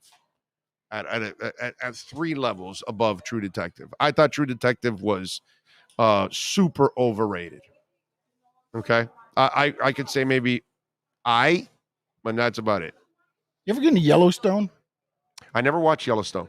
Okay. I'm just no, somebody's talking to me about the show. Not on here, but yeah, they're trying to get me pushing me toward that show. And I was just wondering because I've heard of it, but I've never watched it. Brooklyn Rob says Yellowstone is awesome. Yeah, Mandalorian, of course. Yeah. Obviously, I'm a monster man. Anything Star Wars, I watch. I'm just, I never watched Silicon Valley. What Jericho is doing at his age is impressive. The guy wrestles, goes on tour on the same week, and is wrestling top-level wrestlers like Claudio and Bryan Danielson. Well, you can say he wax on, wax off. Yeah, he's just having fun. They're allowing him to do whatever he wants to do. On his Jericho cruise. Yes. He is teaming up with Danhausen. But you don't know none of this, but the guys will understand it. He's teaming up with Danhausen to take on, I can't remember who. On the cruise? On the cruise, yeah. They're doing so he's going to rock and wrestle. Yeah, it's a rock and rager. Rock and wrestling rager. I had no idea there was wrestling involved. I thought it was just a rock cruise. No, they're doing shows for AEW. But he's teaming up with Danhausen on one of the shows, which Danhausen is just this little guy that really, I mean, people love him, but he's nobody. But Jericho's doing that now because I honestly think it's because of CM Punk, where he called CM Punk a cancer and the thing, and he's helping everybody out. We need to contact their media relations. Maybe they'll allow us to go on and broadcast out there. And I don't know how is internet good out there? I think these boats. I don't go on a lot of cruises, so I think these boats are pretty strong nowadays okay. with their internet overall. But if not, you can record it and then load it after. Worst case scenario, you know what I'm saying? Yeah, no, we can have some fun with that. You can like put up like short videos to tease for the moment, and then put up the rest. You know, because the beauty about you and me is that we can actually go there and I can talk the Rock and you can talk the wrestling. Yeah, no, true. You know what I'm saying? So we can kind of tag team the whole thing like they do in wrestling and all that. I like it. You know? Let's do it. We're going to do something, bro. I got to talk to Al to see if we can fix that. Sounds like fun to me. That's a great excuse to go on a cruise. No, I'll sleep in if they don't have any availability, I'll go in the little rafts. Oh, they're covered. They can always find a couple of rooms, bro. That's not a big deal. They'll be able to do that. Big O, where can I find The Wire? I don't know what service has it, Netflix, Hulu, whatever. But you definitely you can get it on Amazon. Like if you want to purchase it or rent it or something like that, they probably have it. But The Wire is, oh my God, that is a freaking great show. Not that White Lotus garbage. Okay? Not that stuff that my wife made me watch. Okay? And she actually didn't really make me watch it. She said, come on, you want to watch it? And I was like, okay, because she knows. And I was like, oh, man, I'm not happy with this. This is kind of, you got something on The Wire? HBO Max is The Wire. There you go. They have it on Prime and Hulu. So they also have it on Prime and Hulu. So there you go. HBO Max, Prime and Hulu, The Wire. You will remember me forever. If you never saw The Wire, you're going to go, holy crap, how did I not watch this? It's one of the greatest shows of all time. By far. And the actors that are in The Wire, Jesus, hell of a list. Big O, it is an overreaction to say Waddle doesn't get it together. You have to consider reducing his snap share until he figures it out. He's been a liability the last two games, even had a ton of drops versus Houston. Well, I mean, listen, he single-handedly cost you a game. Just be honest now. Now, let me tell you something. I'm not limiting anything from Waddle, okay? There's too much good and too little bad. Now, remember, not in the last couple weeks because they've been like overdosing on Tyreek, which is bad also. And I get it. He's Tyreek, but you got to spread the ball around. You got to keep them off balance. I love Waddle, dude. I think Waddle's a hell of a player. Does he have brain farts? Yes. Yes. I've been telling you this for several weeks now that he has his brain farts, and I pointed it out. I pointed it out in the game where he had like 170 yards, that he made a couple of mistakes in that game. In fact, I had, what's it called? Damn it, I'm buddies with him, but he was like, he kind of got, he lost it with me a little bit. Qadry Ishmael. So Qadry Ishmael saw my text during that game, and he's like, how can you pick on Waddle? And I said, bro, you got to go back and look at it. I know he's phenomenal. I love him and everything. Like, I'm telling you, I wouldn't shy away from Waddle. I keep throwing him the ball, and I know I'm going to get way more great plays out of him than negative plays out of him. So I don't care. I'm going to deal with the bad with the good. But even in that game that he had a monster game, if you really look at it, there were a couple plays where he had brain farts. And it wasn't just a drop. It was fundamentally things that he didn't do well. Like he wouldn't come back for the football on one of them that he could have grabbed, but he waited. And by waiting for the ball, he allowed the DB to come back into the play. See, it goes both ways. Okay, so last week we were telling you about the pass to Gesicki, that he put it here. And because of the bad ball placement by Tua, the defender got his arm in and got a hold of the ball, and that's why Gesicki did not have control of it, right? But he puts it out here away from the defender. It's a catch, and either interference or it's a catch and it's a first down, and the rest is history and you can move on, right? Same thing here. It's ball placement. And so now it's the reverse now. Okay, so the quarterback is throwing it, but you as a receiver, you got to understand depth perception with the DB, and you got to say, okay, wait a minute, he's right there with me. I need to run towards the ball to make sure I get it and keep my distance and use my body to shield the defender. He did not. He lazily waited for the ball. And there were 2 other instances in that game that he made fundamental errors of a wide receiver. Okay. But still, I love Waddle. I'm going to the mat with Waddle all the way through, bro. Forget about it. I trust the guy. But he does have, little brain farts. And maybe that's part of his, maturity. And as he gets older, he cleans those little things out. But he's so explosive. He's so good. He's such a fantastic young man. He's such a pro. He's super durable. He's tough.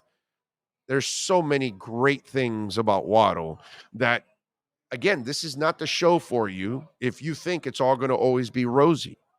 If there are warts, I'm going to tell you, even if the player is great, I'm going to tell you, hey, yeah, he's great, but he's got to clean this up. He's got to do this. He's got to do that. I don't care. You could tell me all you want about Jimmy Butler, and I'll tell you every single time. I love watching him. I'm glad he's here, but he's not a number 1. Never has been, never will be. It's just the way it is. Do I want him shooting the last shot? No, I don't. More often than not. Maybe a 12-footer, maybe a 14-footer, but I don't want him in the three-point line ever shooting the final shot. Can he make it once in a blue moon? Sure. But more often than not, he's not. So we're not the show for you if you think we're just going to blow smoke up people's asses. And as much as I love Waddle, I'm not going to tell you that he's not perfect. He's not perfect. That's just, I'm not going to go, oh, no, this guy, yeah, he's fine. He knows what he's doing. He always gets it done, and he does everything perfect and all that. And so that's just not the case.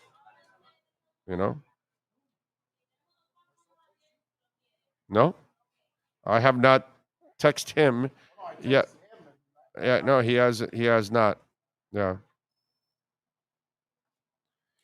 Okay, what else do we have here? Somebody sent me something here. I don't know what the image is. Waiting for it to develop. All right. Just interesting with Waddle because he didn't have these issues last year. Obviously, the production is better, but it almost seems like he's regressed from a pure wide receiver and reliability standpoint.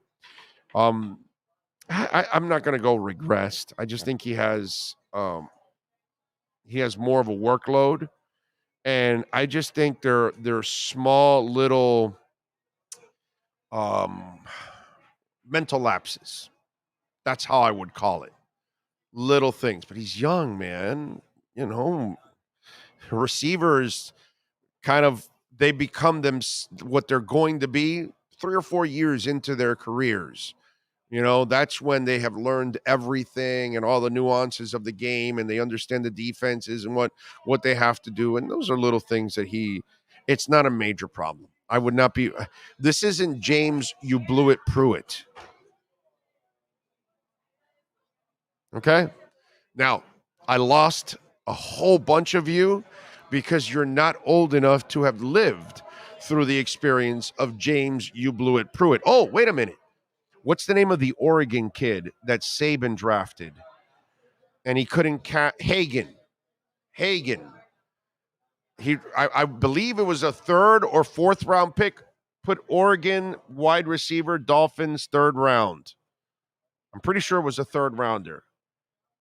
So I want to say it was Hagen, and I'm trying to remember his first name. Anybody remember out there? But he had terrible hands. He couldn't catch a cold, dude. Okay? And it was just one of those things. So for you younger people, you're going to remember Hagen. For older people, you're going to remember James, you blew it, Pruitt. He had his own nickname and everything. We never got to that point with Hagen. But with James U. Blewett Pruitt, and by the way, it's not the Blewett Pruitt that came in recently a few years ago. That Pruitt is not the one we're talking about. The James U. Blewett Pruitt that we talk about is back in the 80s, okay? That's the different James U. Blewett Pruitt. By the way, I don't even know if that the latest one that came in a few years back, was he a son of the original James U. Blewett Pruitt? I have no idea, actually. Eddie Leff goes, oh, man, Pruitt had the worst hands ever. Yeah. Yeah. Wasn't Hagen out of Michigan State? Dude, I thought it was Oregon. You might be right. I don't know why I remember him as Derek Hagen. Very good, Mario. Karen, thank you. Derek Hagen is the kid's name. I want to say it was Oregon. And I want to say he was number 8. I don't even know if maybe I'm wrong there. Derek Hagen.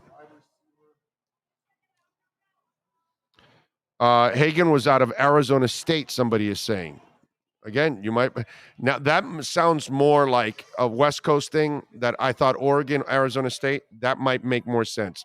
The Michigan one, that I don't remember him out of Michigan. I remember him being out of a Pac-12 school or Pac-8 or Pac-10, whatever the hell it was then in those days. Big O, Arizona State. Okay, so people are saying Arizona State Sun Devil.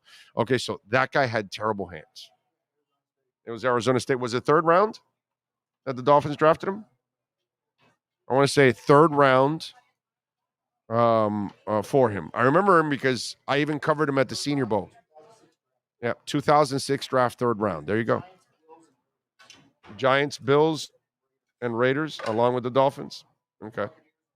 And Buccaneers and Titans. Wow. Damn. Yeah, he had talent. That's the problem with Derek Hagen. Physically, he had all the things you need except this.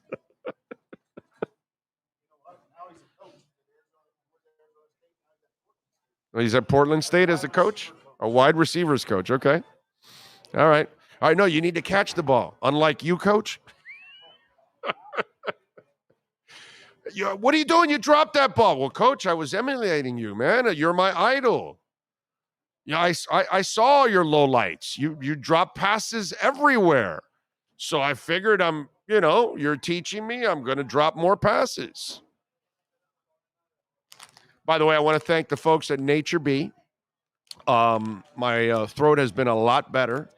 And by the way, I also got to thank, what's it called? Gus 1388, because while we talk about Nature Bee for the last 20 years, and remember, you can get those 2 golden capsules every single day in your system, and you can buy 2 months for $66. We're going to give you the 3rd month for free and free shipping. Use the code Big O. But I always tell you, like, my wife loves the wrinkle cream. I use the lip balm a lot too. There's all kinds of products. There you go for the throat. The Manuka Honey Drops, made with UMF, Manuka honey, and propolis. And it's lemon and honey, okay? Kind of like my drink. But I get to, obviously get treatment all day long. And so if you've got a sore throat, these things work, man. And I tell you all the time in Nature Bee, it's not just the 2 golden capsules from Nature Bee every day from Clean Green, New Zealand. They've got a whole ton of products. I always tell you about their soap. I love their soap. I mean, I stand by that soap. It is so awesome. It's like refreshing when you use that soap in the morning. But anyway, I did not know about these honey drops. And I've been using Nature Bee for 20 years because they have so many different products. Gus 1388 was taking them because he ordered them from Nature Bee, and he sent me a picture of them, and I go, wow. So I went and looked at it. Great packaging, by the way, and it tastes delicious, and it soothes the throat. So check it out. But again, if you want the 2 golden capsules to protect yourself from all those nasty colds out there, and it is a virus type of atmosphere that we have out there, those 2 golden capsules will boost your immune system and give you the energy that you need every single day. My favorite part is boosting the immune system. I hate having a cold doing this job. That's why I've been taking Nature Bee for 20 years. Go to naturebee.com, get the first 2 months For $66, you'll get the third month for free and free shipping. Use our code Big O. All right, let's get ready. Let's bring Marcel Louis-Jacques on board. Let's get the edge with Marcel. Time to get the edge on the Miami Dolphins with our Edge Energy Drink Miami Dolphins report. When you want the energy drink that's delicious and smooth with zero aftertaste, you can only order Edge Energy Drink at myedgedrink.com. That's myedgedrink.com. Here's the ESPN Dolphin insider Marcel Louis-Jacques. There he is, ready to go. How you feeling, man? Side effects of traveling for sure, but apartment kind of looks like a disaster right now. Just it's luggage and shoe boxes and laundry bags everywhere, but it's all right, man. It's that time of year. That's right. That time of year. Trying to taking it slow past couple days. Taking a couple vitamins and getting my immune system back in order. Mom is begging me go get a flu shot, go get a COVID shot. It's like, I will as soon as I am in one place for more than 4 days. GetNatureB.com, bro. I'm just saying. I've been taking it for 20 years, bro. I rarely ever have a cold. And it boosts the shit out of my immune system. I've been all right like the past, as far as just like really just down bad, sick. I've been fine for the past couple months. But it's just, when I feel a little tingle, my throat, little scratchiness, especially with a little fatigue. It's like, all right, what I'm not going to do, I'm not going to be the reporter that brings illness into a locker room. I will not. So I just kind of sit back, monitor from YouTube, from live streams, and stay healthy for all of us. I'm with you there. All right. So this week, while I gave Tua a lot of shit 2 weeks ago, and he deserved it. And then this past week, I gave Tua some shit too, and the receivers that I thought they also didn't do their job throughout. I think the bigger test, while everybody loves to use Tua as the litmus test for everything. Oh, let's see if he can play in the snow. Let's see if he can, go on the road. Let's see if he can beat the Bills. Let's see if he can run a high-powered offense. All that stuff. The guy that I'm looking at this week is Mike McDaniel. And I don't know if you saw, I thought Warren Sharp did a great job on explaining what they've been doing the last couple of weeks irresponsibly on first down, taking so many deep shots that has put the offense in really bad positions on third down on a consistent basis.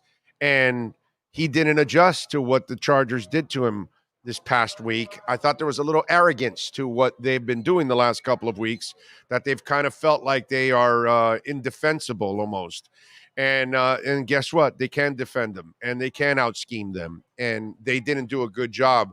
For me, I find it more of a test for McDaniel this week than anybody else, because if McDaniel does his job, I believe the offense will then do their job. Yeah, if somebody asked me, I've been doing a few of these, Buffalo week. I got something every day to go on. Somebody asked me if there's a blueprint out for how to beat the Dolphins. I said, there's a blueprint every time a team loses. The blueprint of how to beat them is out into the world. It's all about the reason why they don't always stick is because coaches adjust. You adjust to the blueprint. You get punched, and you counter. So it's McDaniel's time to counter. You're right. I don't think they were ready for that level of physicality that the Chargers brought on Sunday. We've heard him say it multiple times. It disrupted the timing of that offense, and it seemed like they still continued to take quick shots because they are deep shots. Guys couldn't get open quickly off the line. I think you've got to reincorporate the short passing game here against Buffalo. Obviously, it's going to be windy. It's going to be snowy. You're not going to be able to push the ball downfield. There is not going to be a 60-yard bomb to Tyreek Hill. If Tyreek scores on a 60-yarder, it's because he ran 57 of them, Amen. To the house. So, and you say, they say, you got to run the ball, And you're not wrong when you say that, but you can use the short passing game in place of that running game. You know, I saw the Bills do it a lot, ironically, with Cole Beasley, and now that he's back in Buffalo, and now that Brian Dable's in New York, I can tell this story. He told me the reason why Cole is getting all these short targets and these short yardage, targets is because they can't run. It's like, we can't run the ball. I have to use Cole like this. We have to use guys out of the slot like that. So, I would expect a lot more of that. We heard Tua say, like, he wants to get those quick completions. He's got to see the ball go through the hoop. And I don't feel like, that's what they did Sunday against the Chargers. First play of the game, deep shot to Tyreek, and it falls incomplete. And then the second is incomplete. And then third down is incomplete. So the rhythm's off from the start. Let that man hit some layups. Why you think guys do layup lines before basketball games? You see a ball go through the hoop, baby. That's all you got to do. And by the way, and meanwhile, you're watching the entire night. The other guy wasn't throwing deep shots. He sliced you apart in a 25-yard box. Sliced you apart. And meanwhile, you keep taking the deep shots.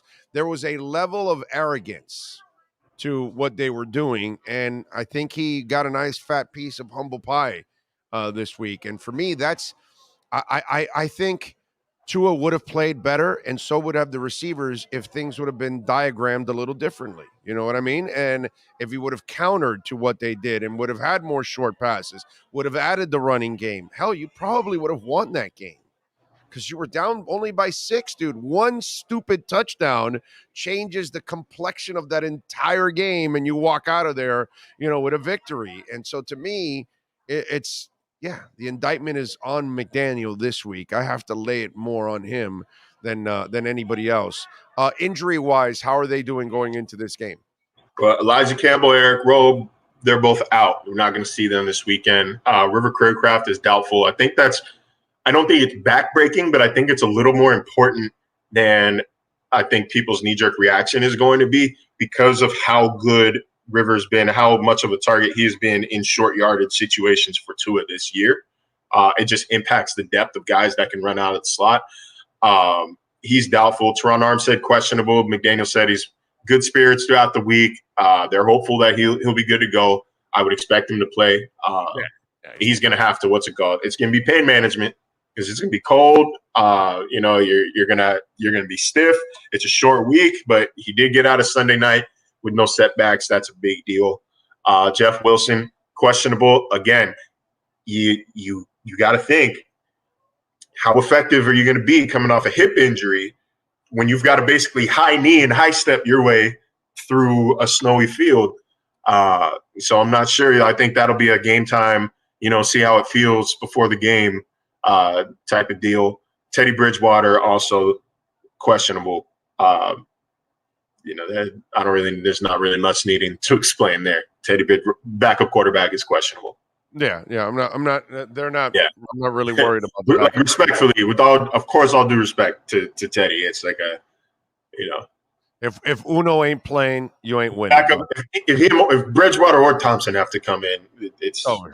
It's over. That's all. Yeah, as I said in the offseason, and I'll stick with what I said, if one ain't playing, the season's over, bro. I don't care what you tell me. You can try to keep it afloat with any of the other guys, and Teddy's a great man, but not the difference maker. So to me, it's just one of those deals. And Skylar's so young that to put those kind of expectations on him is just, unrealistic. And I get it that they see what Purdy's doing, and it's, who knows, man. We'll see if maybe that Cinderella shoe falls off, pretty soon, because I've seen plenty of young guys come in and play well, and then eventually they figure you out, and then you don't counter it after that. So the Niners have had a few of them, right? They had C.J. Beathard and what's the other guy, Nick Mullins. Like they've had a few in that Shanahan system. That's why I'm not shocked that Purdy has played well. He is playing well. Like, let's not no ifs, ands, or buts about it. Yeah, he is hooping. He had a drop in the bucket to McCaffrey there. I think it got called back. But I mean, in the face of pressure, he made some throws last week against the Dolphins and this past week against Tampa Bay. He made throws, dude. You got to give him credit. People might be making fun of the jeers might still be coming to Dolphins fans for losing to him a couple weeks ago. But I know one fan base that's not joking anymore. I know Bucks fans ain't joking no more. So, well, I mean, but Bucks fans, they got their championship, bro. They're fine. They're fine. They're fine. They got their championship, you know. So they're good. They can't. It's like the Rams. And people tell, well, the Rams now got all these issues. They gave away all their picks. Bro, they got their championship. They don't care. That's it. Any team would trade. Look at the Dolphins. Look what they've been for 25 years. You think they wouldn't trade for a championship and then suck for a few more years? They've been sucking for 25. I mean, who wouldn't want a champion? Any team would do that. The Rams are exempt from criticism this year for poor financial flexibility. They knew what they were getting themselves into. They didn't care. Bro. It worked out.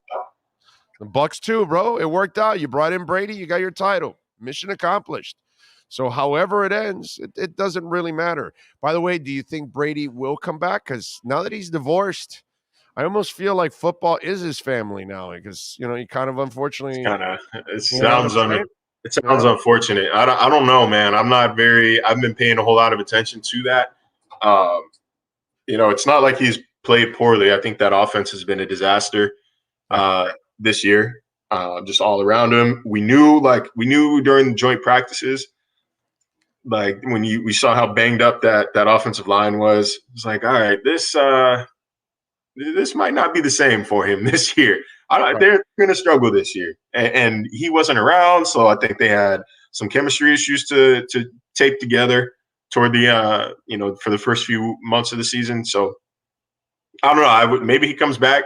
Maybe he goes elsewhere. Maybe he goes to San Francisco. Maybe that's what I think. He goes to like San Fran, and then he tries to win a third title with a third different team. That would be just sick. I mean, he's already done something nobody else has done, winning 2 titles with 2 different teams. That's just, crazy already.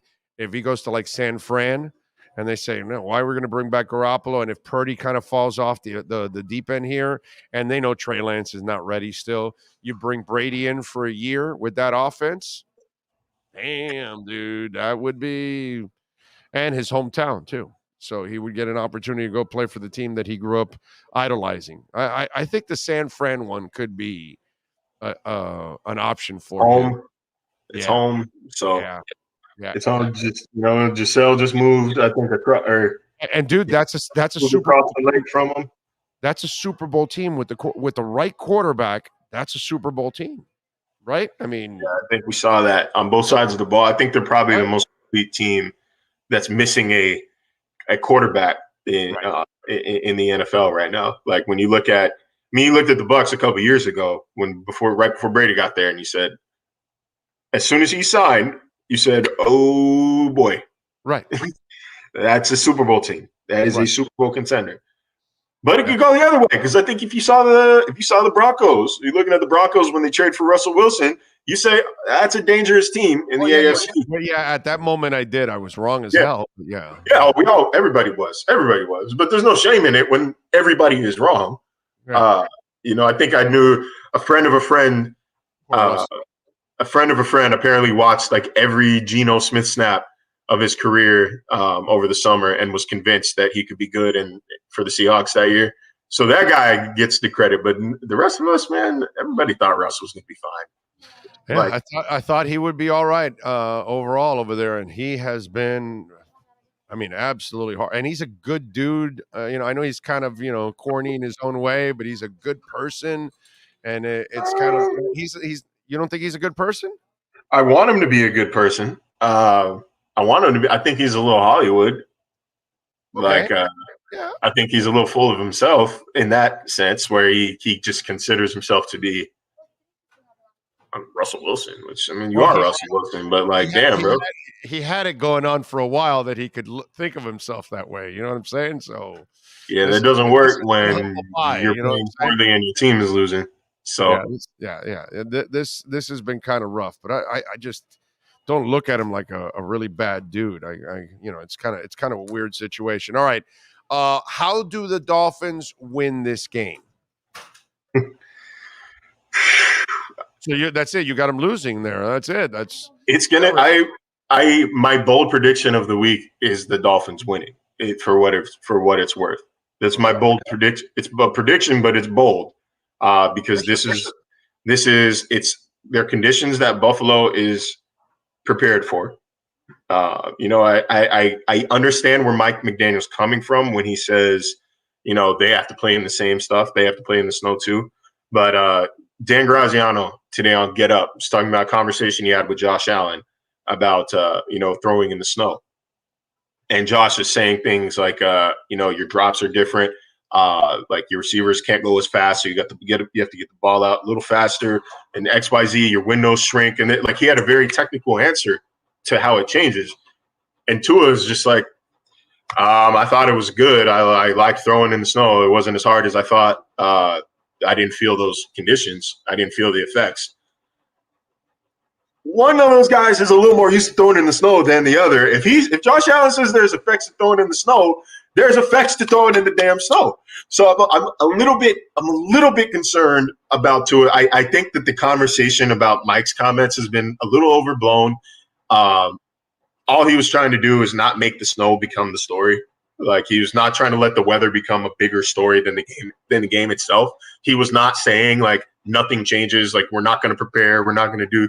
They're going to have a damn game plan for the snow. You don't just go into 9-inch lake effect game like this and think that you're going to play exactly the same as you always do. Like, he's not going to be on the sideline in his sweatsuit. And if he is, then he's got like one of those electric body suits that keeps you hot, like the skin tight electric, you know what I'm talking about?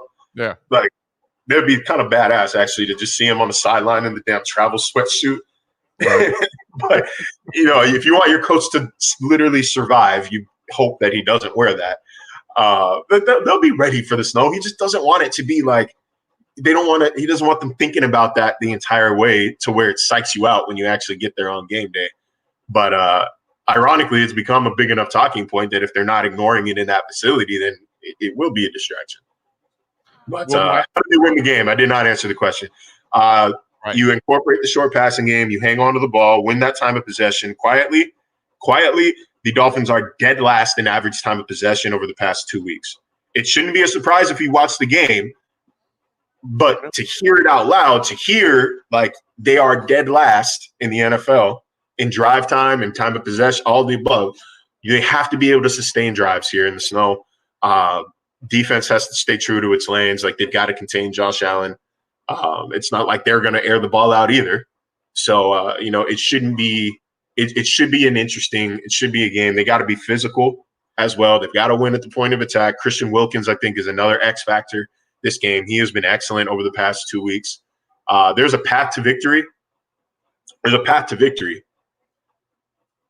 There's just a shorter path to defeat, if that makes sense. No, I get. Of course, definitely. They've got to play. They got to play probably their best game they played this year. Is probably what they're going to have to do. It would be the most impressive win of the season if they win on Saturday. For sure. And they'll be, and everything will be forgiven too. The last 2 weeks, everybody will forget about the Chargers. Because all of a sudden, yeah, the Bills would still have a 1-game lead in the AFC East. Right. But you win the tiebreaker. All you have to do is tie. They have to play the Bengals still. They still have to play the Bengals. They still have another game against against the Patriots, who have done jack shit against them the past 3 or 4 times. But you never know. You never know.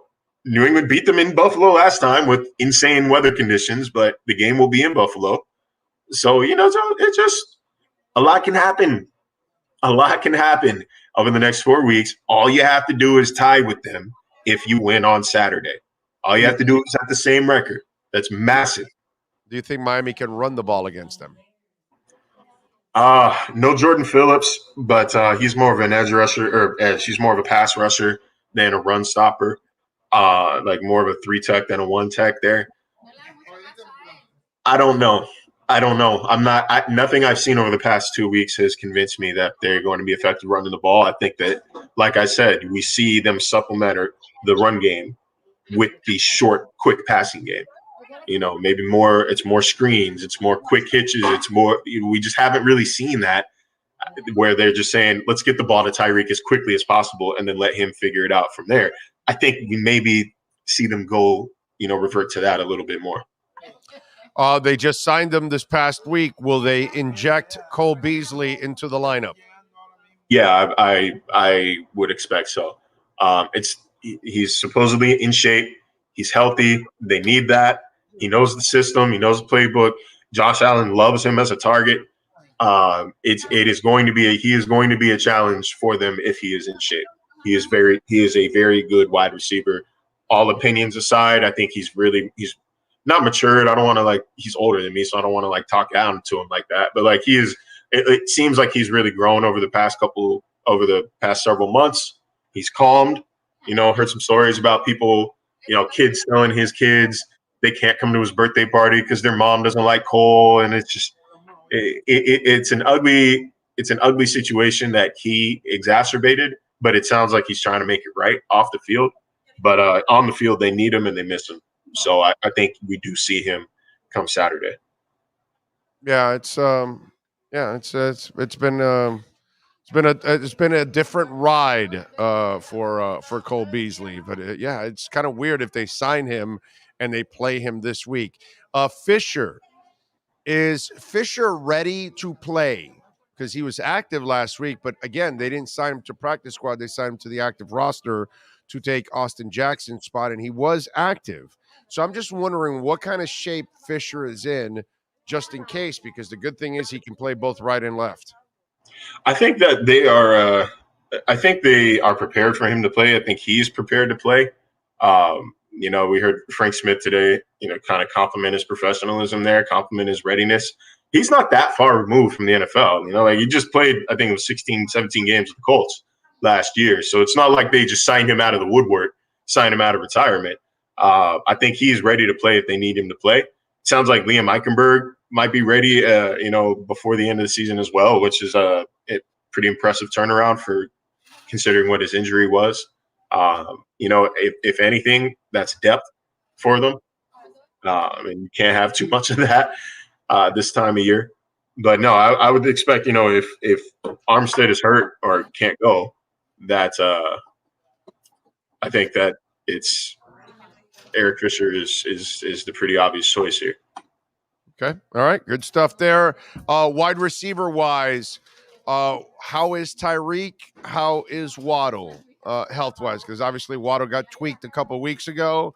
And then obviously Tyreek, he had ice on the sidelines all the time throughout that game. Yeah, I think both players received treatment this week. Neither player is listed as questionable. So I think that's about as positive of a sign as you can ask for. They're going to go. They're going to be ready to play. We heard McDaniel say even before this last injury report came out that it was a bump and bruise type deal that he expected Tyreek to play through. Even with the bum ankle, he got a 60-yard touchdown. So I think even hurt, I think I said it on Sunday, even hurt, he's probably top 10 fastest player in the NFL. So I think he'll be ready. And he's used to playing in the bitter cold, man. Kansas City is not it might not snow like Buffalo does, but it is not nice. The weather is not nice. Well, to bring it full circle now and wrap it up, we talked earlier about how I feel this is a really stiff test for McDaniel as a coach to show us that, he can adjust to what's going on, because clearly what's been going on the last couple of weeks is going to be copied by a lot of people, and they're going to try to do the same thing. So you've got to now counter with all of this. One of the things we talked about, or several things that we talked about, one was the running game. They didn't use it enough last week. We talked about it now. Hopefully they will use it. And then Sherfield and Cedric Wilson. These are two guys that they've been productive whenever you use them overall, but Cedric's become just a fair catch guy on special teams. And then Sherfield really hasn't gotten a lot of opportunities the last couple of weeks. There's been so much dependence on Tyreek and then a little Waddle. Do you expect these other guys? I would throw Gesicki in there, but that doesn't seem to materialize ever. But Cedric Wilson and Sherfield have got to be guys that are involved in this offense too. Yeah, I mean Sherfield has been involved more or less over the past, especially during the winning streak. Right, yes, but I mean the last couple of weeks. It's not the last couple of games. I mean, I think what we've seen the last couple of games is that the Dolphins are. They're sinking. They're sinking. And when you're sinking, like you're grabbing at, you're trying to grab whatever you can to pull yourself up. What is your most reliable thing to grab? is your pair of 1,000-yard receivers. So you're going to look at especially Tyreek. So, like, I think we've seen Tua, for lack of a better term, panic, when nothing is coming open and he's having to hold on to the ball for that long. And what do you do when you panic as a quarterback? You go find your superstar. Go find the $30 million a year guy. That's why we've seen Tyreek drowning in targets over the past 2 weeks. But yeah, I mean, you're right, because like teams are obviously going to shade coverage over to him. They're going to keep an eye on Waddle. This is why I said I think River Craycraft is like a sneaky, impactful guy to miss, because he can be and has been like that third guy who can sneak out and find an opening, find a crease in the defense, and pick up some chunk yardage. And man, it seems kind of inexplicable why the Dolphins are so bad at punt return. I don't know if it's, gunners aren't blocking, if it's just he's not, Wilson is not seeing the holes. Like I don't know what it is, but they are the worst return unit in the NFL. It doesn't matter, punt or kick. They are at or near the bottom of the league in average yards. And then flip side, well, they allowed the cancer to get rid of the best punt returner or returner period in the history of the Miami Dolphins. The only Pro Bowler. That's your problem. And see, now the kid's injured. See, if you allow the cancer to not make that trade, see, that the problem was giving him so much personnel power. And if you keep Jakeem, you got something. And this year would have been perfect because you don't need him at all as a wide receiver. That's what was the worst part about Jakeem's game, is that because of all the injuries to wide receiver, they kept making him like the third and fourth wide receiver, and he was getting way too many opportunities. And then that's where the, dropping the balls and all that stuff, reared its ugly head. But as I always tell people, he was here for, I believe it was 4 or 5 years, I think it was, whatever it was. And he had 6 or 7 fumbles. You overreacted in the end. It was like, no, actually it was like 5 years. Because I remember it was just over a fumble a year is what it turned out to be. Not that big a deal when you really look at it, but this is why the Dolphins suck. You don't have anybody dynamic back there, bro. And you and I know Cedric Wilson's not made to be. He doesn't have these. This is like here's a way here gets you on the field. He's got decent yak ability, and that generally will translate over to return. But he can't juke people, dude. He can. You know how it is, doggy. When you grab that ball on a punt return, you got to be able to explode right away and make people miss. That's not who he is. That's not his fault. I don't blame him. The only guy they have that really is like that, they have Waddle and Hill.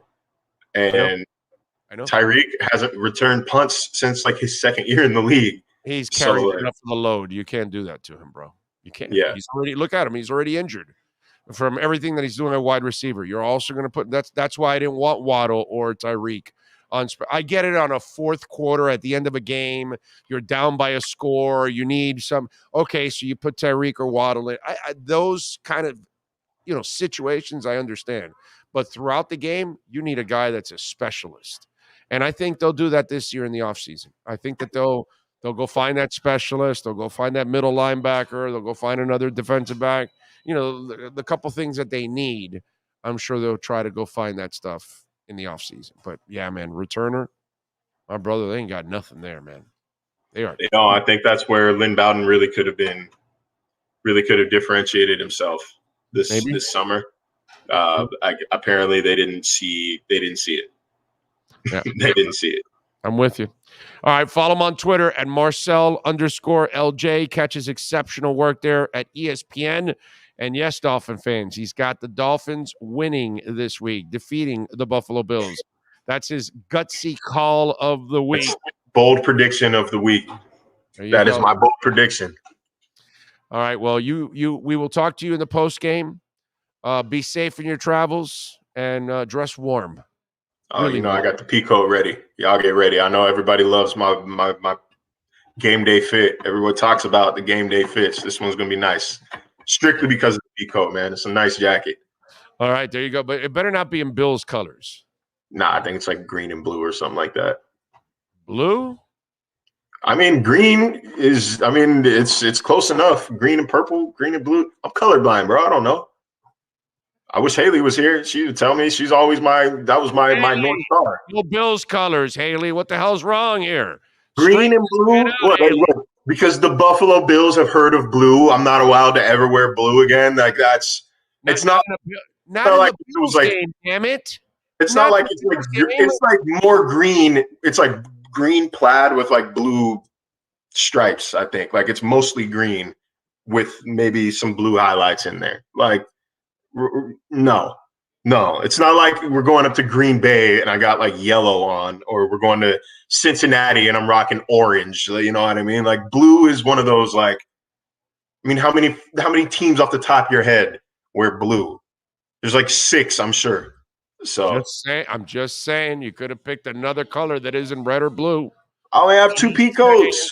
No, I got 3, but you know, one of them's from H&M, and that I need a real coat. I needed that wool, like an aqua blue is what you needed. Like an aqua blue. I'm really trying to think. Like I know I got it on my Instagram somewhere. I took a picture in it with Conway the Machine a couple years ago. I'm gonna try to see if I can pull it up and show y'all, so you know it's not like blue. You know, it's not. Just make sure you take the Josh Allen doll with the pins, so we can use it during the game, okay? Allen doll with the pins. All right, well, I can't find it. I think I took it off my Instagram. Either way, it's a nice coat. I'm wearing it. I'm going to Hialeah. I'm going to go visit a Cuban old lady in Hialeah that's going to do a little Santeria, and I will then hand you the Josh Allen doll that she creates, and then you can just, poke it while you're up there in the state, because you got to be closer to him when you're poking, so that way he feels it on the field.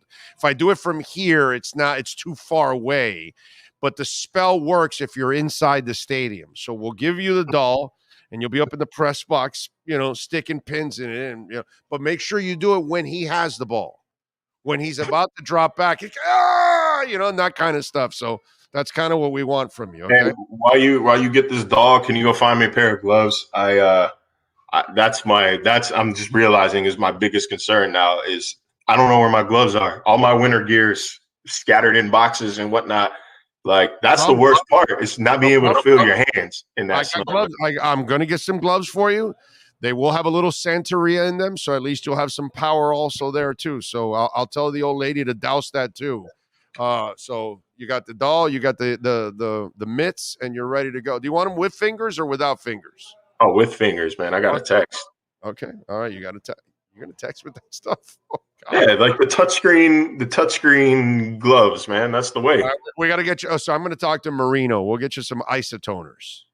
Okay. That way, huh? That's it. Send it in. That's it. So, Dan, you got it. Let's send him some isotone. Well, give him first to me, because I got to get the old lady in Hialeah to give it a little Santeria before we give it to him. That way, we need as much as possible to bring down Josh Allen.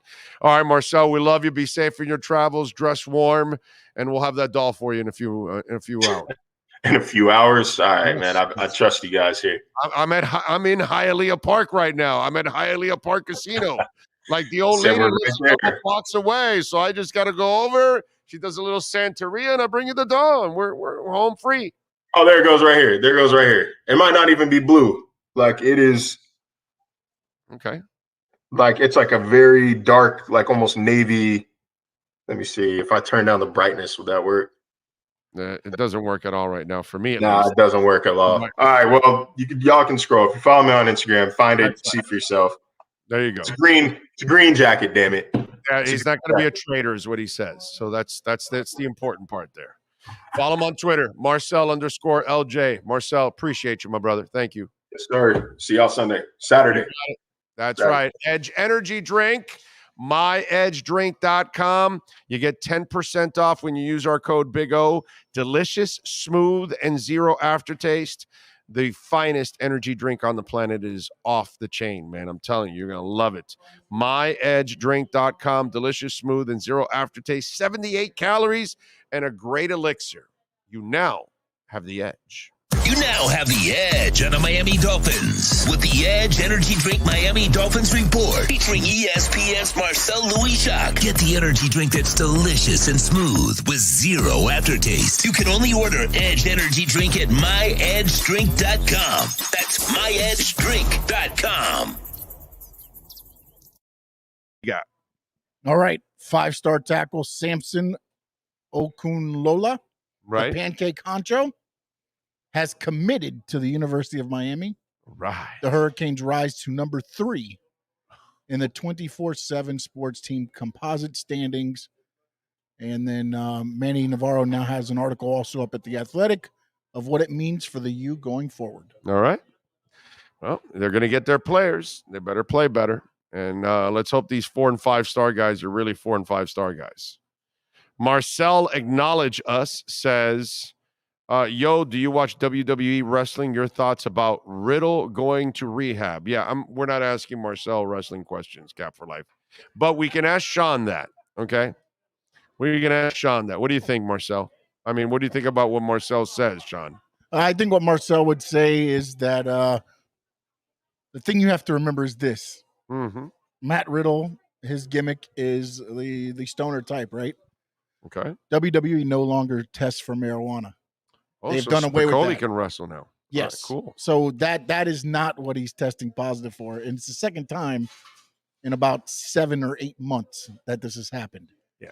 So at this point, he was why told would anybody rehab, test for weed? I mean, he was told rehab or fired. So, some were like, oh, because as soon as they see Riddle, they automatically think there's more going on there. And again, you don't want another, Jeff Hardy or right. Heaven forbid, things like that. So it's his second one. He was told after the first one that the next one would be rehab or he'd get fired. And he has chosen rehab. So there you go. Hopefully he gets cleaned up. Jonathan Cagle is asking, what's your opinion on Crow cryptocurrency? Go Fins. Thank you for the love on the super chat. I'm a Crow fan. I own a lot of Crow myself, but we are going to go through some really, really rough waters right now. Things have changed in a way that none of us really expected because of the Celsius crash, the Luna crash, the FTX crash. And the FTX crash is so close to politics too now. Okay, because a lot of that money went to Democrats. Actually, he also donated to Republicans too, by the way. Yeah, he donated to both sides, but I think more went to Democrats than Republicans, but it didn't matter. He was trying to win them on both sides.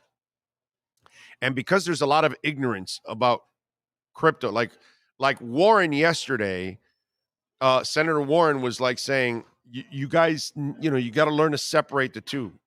There's nothing wrong with cryptocurrencies. It's the bad actors that we have in the what's it called, the exchanges and DeFi and all that they weren't trustworthy and they're not regulated. There's nothing wrong with the currency itself. But the problem is there's nothing wrong with Crow. There's nothing wrong with Bitcoin. There's nothing wrong with Ethereum and Cardano and Polkadot and Kusama and, lots of coins. There's nothing wrong with them because those companies are running right now and they've got work and they've got a lot of money and they're growing actually. So it's working. But the problem is we have a lot of FUD. We have a lot of people that don't understand it. Most of the people in Congress have no idea what crypto is. Most of the people watching and listening have zero idea what crypto is. So to them, it's, a fool's gold, a Ponzi scheme, a rig, whatever. You know what I mean? Because you don't understand it. And because you don't understand it and you don't take the time to learn about what these companies are literally doing. Okay, because they're actually working and growing like many other companies. But the problem is, I just want you to know, it's not just a Crow thing. Doesn't matter what altcoin you're going to get into. I'm just afraid that things are going to go even lower now because of all the FUD that's going on. Now, the XRP lawsuit is incredibly important because if the XRP wins this lawsuit and they're not a security, then that will open things up for the entire cryptocurrency market. But if they are labeled a security, then that's going to hurt a whole bunch of companies because not all of them are going to be able to get regulated. And then that will be a problem, because that's what happens once you get labeled as security.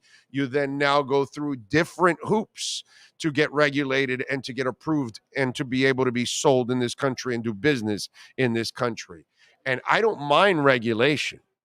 I want them to regulate, but you got to also make sure that they don't label it what it is in a security, that, you know, it's more of a commodity than a security. So let's see what happens with this XRP lawsuit. There was some talk that we would hear something today. I know I'm on the air, so I'm not sure if anything has happened with the XRP news at all. I'm not sure. I can look it up, but I don't see anything. Ripple poised to settle with SEC this week. Just 2 days ago. Nothing new. Dozens of millions of XRP moved by Ripple's key partners. No, I haven't heard anything. So it's really important. So I want you to know this. Okay. Again, I am not a financial advisor. I am just a guy that loves crypto, and I follow it. And I can tell you what I'm going to do. You got to decide on your own what you want to do. Okay. Be careful in investing. If you're not willing to hang in there for the long term, then you might be better off staying on the sidelines and waiting till everything settles. Okay? And then you can find out where everything stands, and then you can get in. You know what I mean? Those of us that are already in it, you have to decide what you want to do. Okay? Whether you want to hang in there. At the moment, I've paused into investing anymore until I wait for this Ripple lawsuit. I haven't stopped buying Bitcoin. I won't stop buying Bitcoin and Ethereum because I'm 1,000% sure those things will be safe. The rest of the altcoins there's a bunch of them that I love. But again, I've got, and Crow's one of them that I think will look at it. They're not having any issues. With everything that's gone on, they've been strong. And I think that they can grow. But this is going to be a long-term thing.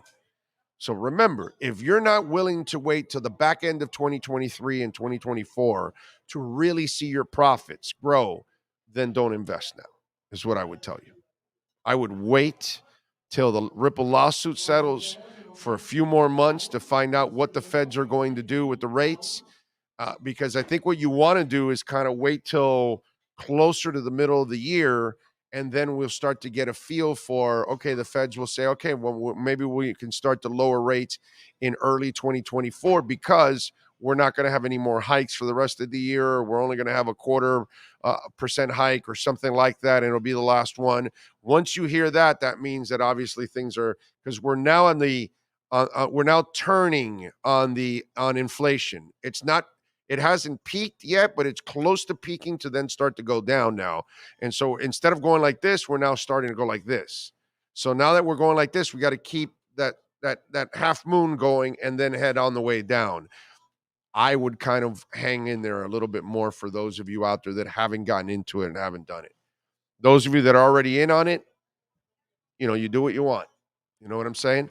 But it's just these are things that we can't see. We can't see a war. We can't see a pandemic. We can't see it affecting supply chain, which then affects the entire world. And then we've got inflation, and they printed all kinds of money. And these are the things that you have no control over that then change the outlook of your stocks, your crypto holdings, real estate, which now real estate is starting to take that hit. So it's all part of the whole process. And these are the things that we can't predict sometimes in life. They can predict things, and when they look at the future, they can predict what's going to happen with certain things when everything is normal. Then they can kind of do all the math. But you can't do math when a war breaks out, because you have no idea when the war was going to break out and now how much it changes. Like, what was it, like 50% of Europe or something like that gets their wheat from Ukraine? Like, did you know that? I didn't know that.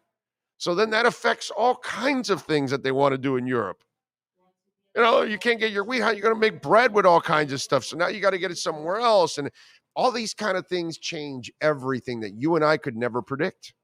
And so we wouldn't know how bad it's going to, hit our economies until we get a pandemic, we got a war, we got a supply chain issue. You got all kinds of things going on, and then you've got crypto exchanges and DeFi caving in and filing Chapter 11, which then again puts even more FUD into the whole mix. These are things that none of us can control, and that's why when people try to give you some data analysis and try to predict, by stats and all that kind of stuff, yeah, that's good when everything's normal. But when everything's completely out of whack, like it's been the last couple of years, it's really hard to predict. And now this is caught up to all of us. So it's really going to affect everything. Look at Tesla. Look at Elon. He took out another nearly $4 billion he sold in Tesla stock now. That's why Tesla stock has been going like this. Because it's all this Twitter mess that he's put himself in. And boy, he has really mishandled that. Wow, he has really mishandled that. So, Jonathan, long story short, I like Crow. I happen to hold a lot of Crow. But it's just one of those things that I'm just going to leave it there and just let it sit. And then hopefully, a year and a half, 2 years from now is when it starts to grow to the point that we can really enjoy. But right now, this is part of investments. You've got to have the patience and to hang in there with the negativity and the dips. As long as you don't sell, you haven't lost any money. Just like you don't make any money until you sell also. You could be up 50%, but if you don't sell, you're not really making that 50% yet until you sell and cash in. That's when you've made money, and you've lost money when you sell. But if you don't sell now in your dip, you're fine. And like I say, do your own homework. Understand what you're investing in, stocks, crypto, whatever. And then if you feel confident in it, then stand by it. That's all. But if you're going to waffle like you do with Tua, you shouldn't be in investing, period. If you're going to go back and forth like that, yeah, you're going to lose a lot of money. And that's not worth it. You got to hang in there, and you got to stay strong. Okay? As long as you believe in it. Like the Tesla stock continues to go down and down and down. Let me tell you, man, if I had money, that kind of money, I would buy a whole bunch of Tesla stock, because eventually that thing is going to skyrocket. But you got to hang in there with the losses, and you got to take the bad with the good. What else do we have it? Damn it, I'm on another delay. I'm like 20 minutes behind. Very awkward. See you guys tomorrow. Losing to the Niners and Chargers were a gift. Miami is going to come out and beat up Buffalo. That would be nice. That would be nice.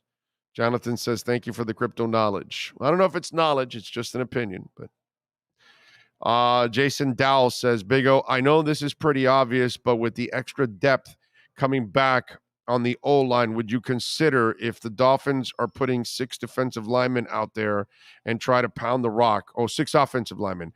I would max protect, or on short yardage situations. Yeah, you bring out Fisher out there and you line him up next to one of the tackles. I have no problem with that. None whatsoever. Like a pyramid scheme. Live and learn. Exactly, Jules. Pat in Nashville says, screw crypto. I'm investing in the new Trump superhero digital trading cards. Only $99 each. Winning. I saw that. I have a big announcement, and it was NFT cards. Anything to sucker whatever he has left of that fanatical fan base. I mean, that guy has abused people for several years now. The shame was when he first started, he kind of had the right idea of what you want to really do to government. Only problem was he didn't know how to actually execute it, obviously. And then being a terrible human being, and, that also doesn't help. So, I'm just glad that they're flushing his ass right down the toilet, and he ain't going anywhere, and he's done. He'll lose again. You know what I mean? And he has been going up against terrible candidates. He lost to Hillary, which is like terrible. And Biden, I mean, come on, bro. Biden is like Gerald Ford Part 2. Those of us that are old enough, Gerald Ford, Jimmy Carter, George Bush Jr., and Biden, they're about the same crap. Mediocre presidents that we, vote in and all that. But yeah, that's a bad dude, bro. That's a bad person. And finally, a lot of people have finally figured it out. What I clearly saw from day one, that was one dude, not the right person. Kind of had some of the right ideas, but not the right person. Juice F5 says, Big O, what was your favorite mall to go to? Now, and what about in the 90s? Mine is Dadeland back in the 90s. Oh, always Dadeland, yeah. And back in the day when I was young, obviously I lived right by Westland Mall because I was a Hialeah guy. Always loved Westland Mall with Farrell's and Funorama and everything else that they had going on at Westland Mall. I had that, but obviously Dadeland and Aventura are probably two of the best malls out there, man. Gotta say, those are pretty cool malls to enjoy. What else do we have going on in the world of sports that I wanted to talk about? So the snow is now a thing, huh? So Tua can't play in the snow? Is that what it is? Tua had to remind people yesterday that it snows. Remember, Tuscaloosa is in the northern part of Alabama. Okay, so it does get cold as hell there because I've been going to Mobile for 20 years for the Senior Bowl. And there are days that, man, it's like 30, 40 degrees and the wind is coming off the Gulf sideways, and the wind and the rain, sometimes cold ass rain, is going sideways. So it gets cold there. And in Tuscaloosa, it does snow. And again, things happen once to this guy, and all of a sudden it becomes a narrative. You know what I mean?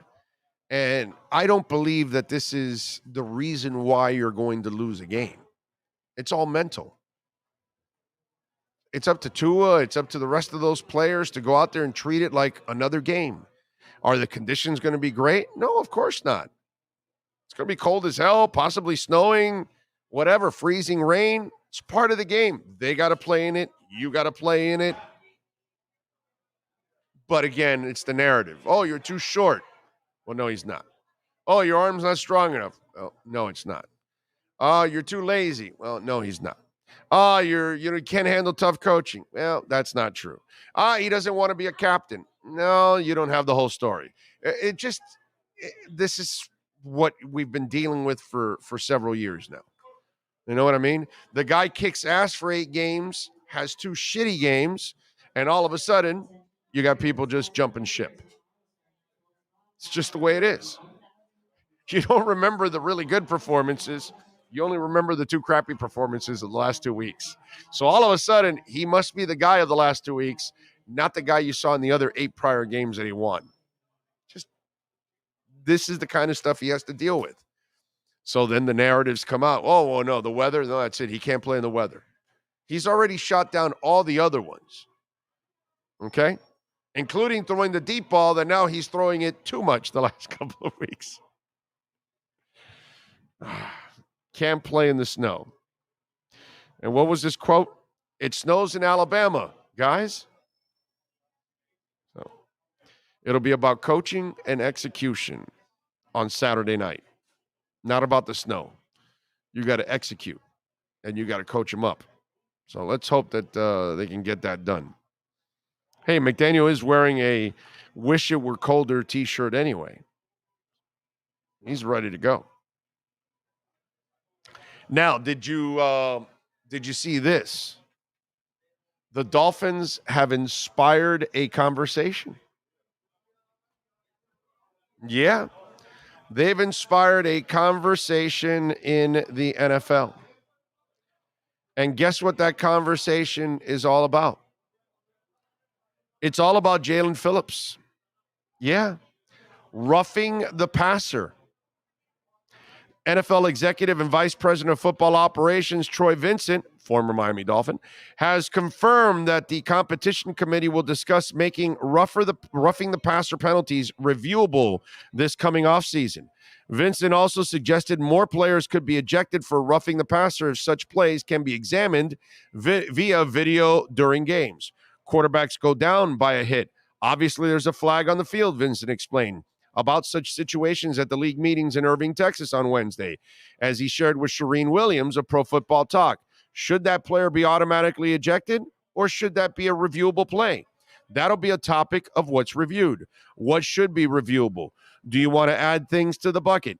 Is that something that we should take a look at? Should a disqualification automatically come with the player that is actually taken out of the game? The topic of making roughing the passer calls reviewable first arose this fall in October after multiple controversial penalties in Week 5 angered players, fans, and analysts. Most recently, Miami Dolphins pass rusher Jaelan Phillips was flagged for a hit on Chargers quarterback Justin Herbert that appeared legal to many viewers watching at home this past Sunday night. And they have Joe Shad's tweet there on the article. It says, Jaelan Phillips sacked Justin Herbert was called for roughing the passer. What an absolute joke. What did he do? He sacked the man, Collinsworth said. That's terrible. And NBC Rules, man, says it's a normal tackle. Miami gets screwed there. So Joe is quoting, obviously, Collinsworth on that one. And then Vincent admitted Wednesday that he didn't like the call against Phillips. The NFL experiment of making pass interference penalties reviewable for a single season following the NFC Championship game in 2019 went poorly for just about everybody involved and subsequently got abandoned. Vincent said Wednesday that chasing perfection is the wrong place to go as it pertains to game day officials and penalties, but added there will be a healthy discussion about allowing video reviews for roughing calls during the upcoming offseason. So Jaelan Phillips kind of was the nail on the coffin for that conversation. And by the way, if it gets reviewed and you are called for roughing the passer and should you be ejected, I have no problem with that too. Okay? If you are going out of your way trying to hurt somebody, you should be kicked out of the game. The game's tough enough as it is, man. Just tackle the person the way you're supposed to tackle the person. Do not go out of your way to try to hurt somebody. But that is a call that, could have affected the game in a big-time way. So Miami inspiring that call. 855-912-1056. If you want to get in on the Welt and Rayom text line, that's 855-912-1056. If you want to get in on the Welt and Rayom text line, you can also reach out to us on Twitter. That's at Big O Show. France, by the way, beat Morocco 2-0. Saturday, 10 a.m., Croatia and Morocco will play for third place. The consolation game, as they say, and the bronze medal, of course. No, not the bronze medal. What is it? What do they give you in the World Cup? It's not bronze medal. I'd say, in Olympics. I don't know what the hell they give you now. What do they give the third place team in the World Cup? I have no idea. A check? And then Sunday at 10 a.m., it's Argentina and France. So by the way, we win as soccer fans because the best matchup happened. Nothing against Morocco, okay? Got nothing against Morocco. But if you want Argentina to lose, I just don't think Morocco is going to beat them. But France, defending champions, can clearly beat Argentina. So you got two powerhouses playing in that match. So we win as soccer fans that we did get the best matchup possible. So there you go. We talk about Paige Spiranac all the time, right? That she's a golf influencer, right? Well, there's now a tennis influencer. What happened? You guys, some breaking news here? because my tennis influencer is way better than that. But go ahead. The third place World Cup team. Yes. $27 million. Oh, okay. Oh, that's cool. All right. The U.S. got $13 million. All right. Well, I think the women get a chunk of that. Well, they're better than the men, anyways. So pull up this young lady, and Paige Sporanic is a person that we talk about on the show, obviously, because she is a golf influencer. She can play golf, not a professional. She has tried to be a professional in the past, and Paige is obviously a smoking hot woman. We all know that. So now there's a tennis influencer. She goes out to tournaments and covers it, and she's got an IG page. Her name is Rachel Stuhlman, Stuhlman. Stuhlman. And she is incredibly talented, is all I can tell you. Okay? She might influence you into playing tennis. So you could check out her IG page. Give us several pics there, Sean. Show us. There you go. That is Rachel Stuhlman. So now we have a tennis go-to lady, and we have a golf go-to lady. There you go. So are you a Rachel Stuhlman or are you a Paige Sporanic fan? I'll tell you, man, it's a hell of a race between the two. I'm more of a brunette guy, so I probably will lean on the Rachel side. You know what I'm saying? But if you guys want to follow a tennis influencer and somebody that follows the game and talks about the game, you really want to learn about tennis. Okay? I'm telling you, Rachel Stuhlman is the one that can teach you about tennis. There you go. Jules says Paige. Can you go wrong? Right? Is this an argument that anybody loses? Paige, Rachel. Does anybody lose in this argument? You know what I'm saying? It's the way it is. What are you gonna do? Yeah. One guy says, now I want mango. How can you play tennis in a low-cut blouse? Don't know, but I'll watch and find out. Exactly. I mean, it's kind of what it is. Youngblood says, yeah, talented. I'm definitely influenced. Big O trying to get me divorced looking at this IG. Campbell says, Big O, I saw the 94 AFC playoff game versus the Chargers. First time seeing it. I was only 4 at the time. What a heartbreaker. I'm a Rachel guy. It was a heartbreaker. That's the Stojanovic one, right? I want to say, right? Is that the Stoyo one? Yeah. Yeah, that one hurt. Did you ever see the girl from the Texas A&M track team? No, I did not. Send me the link on Big O Radio Show at yahoo.com or at Big O Show on Twitter or Big O Radio Show on Instagram. Send it to me. I don't know who she is. Miami and rock, paper, scissors 100 times in a row. You need to have them as a guest, Big O. We should. Paige looks like she's a lot of fun to interview. We should try to get Paige on. I haven't met this one yet. I haven't seen audio clips from her, but Paige she's got personality. She's got a little spunk. So she's fun. She makes my eyes happy, says Raging Dolphin Maniac. Does she give tennis lessons? Gary, go on her page. Find out. Let me see. Geez, Rachel is the Babazi. What does that mean, Babazi? Does that mean like she's smoking hot or something, even from Brooklyn? I don't know what that means.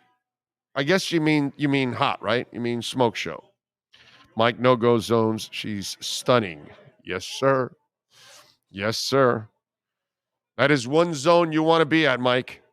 Okay? If you interview her, you better have a black couch.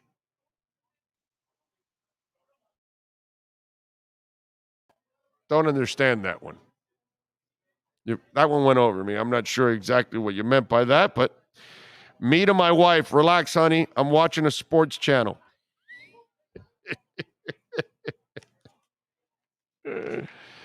All right. When sports and business collide, folks, we like doing something on this show, and it is called the KSDT CPA Sports Business Report.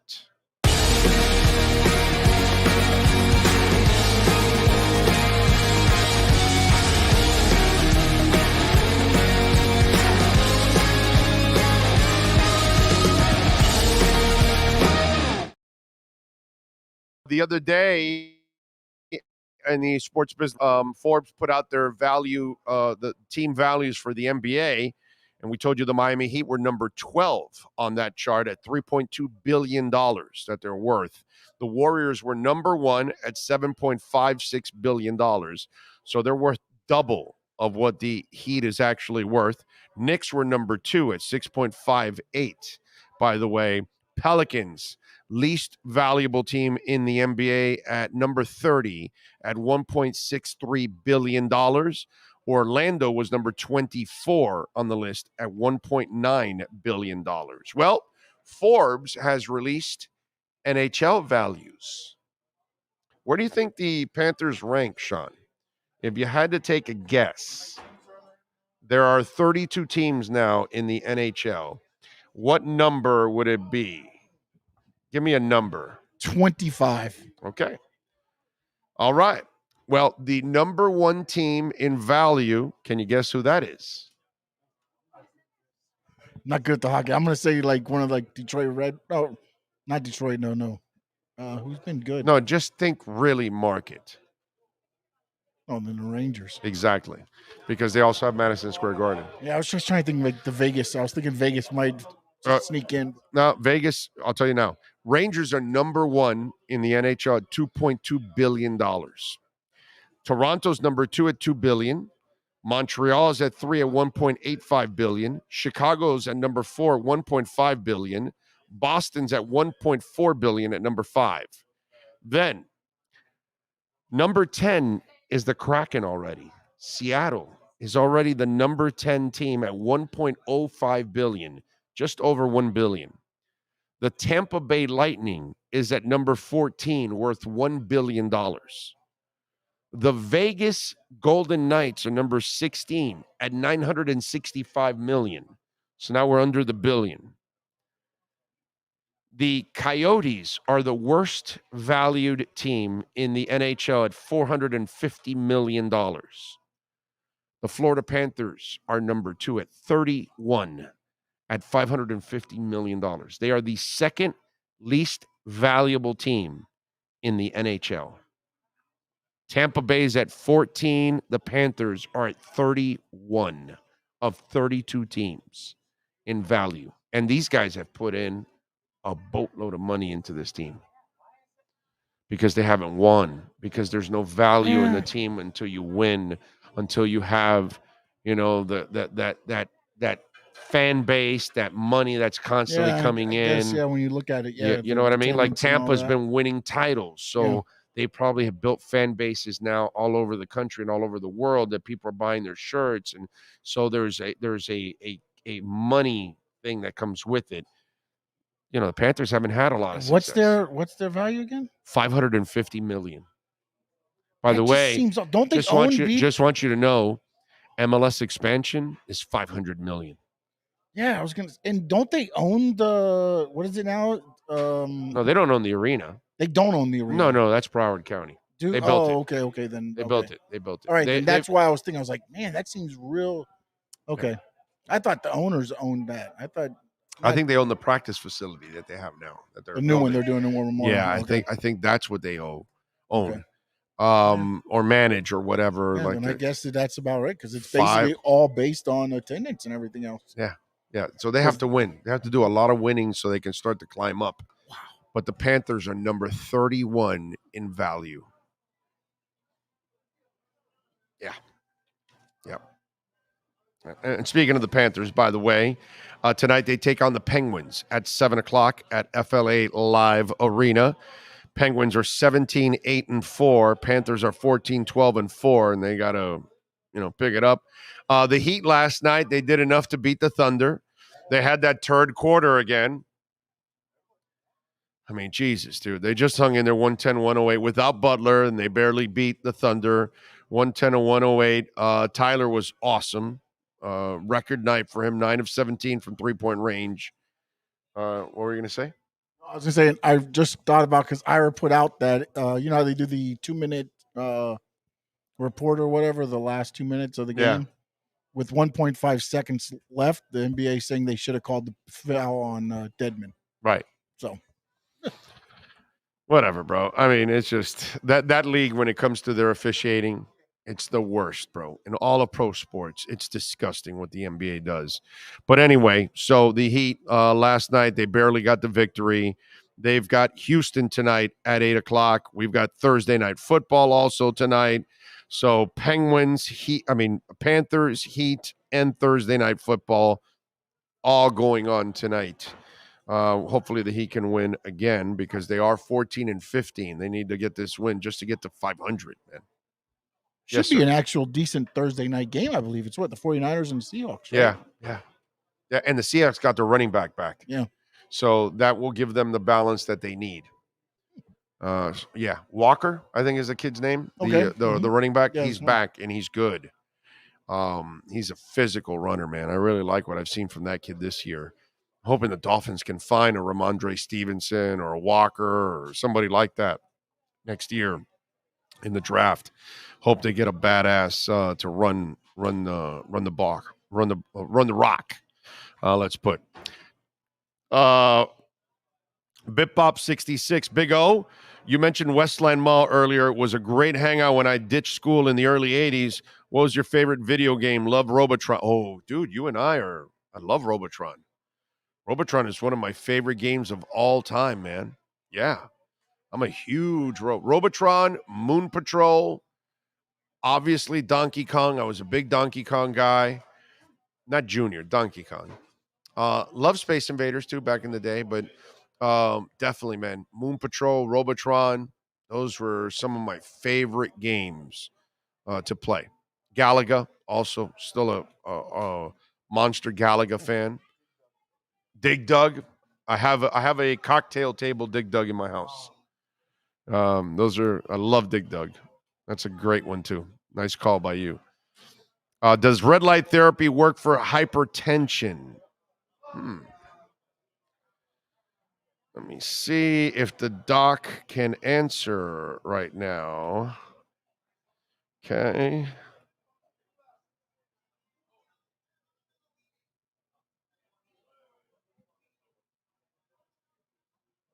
I'm going to ask him.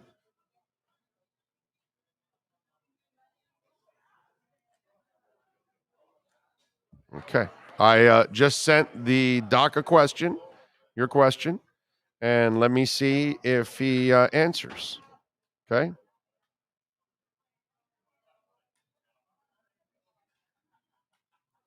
Okay. What else do we have there?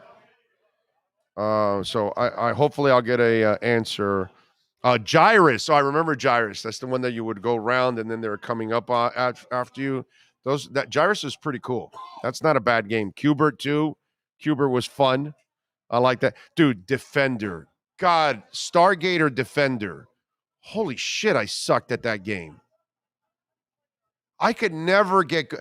I love that game. Stargate, because they were both the same thing. Stargate or Defender. They were the same type of game. Love playing that game, but I literally knew I was throwing my money away because I was only going to play for a couple of seconds. Man, I was bad. I never could get good at that game. Like, I was great at Donkey Kong.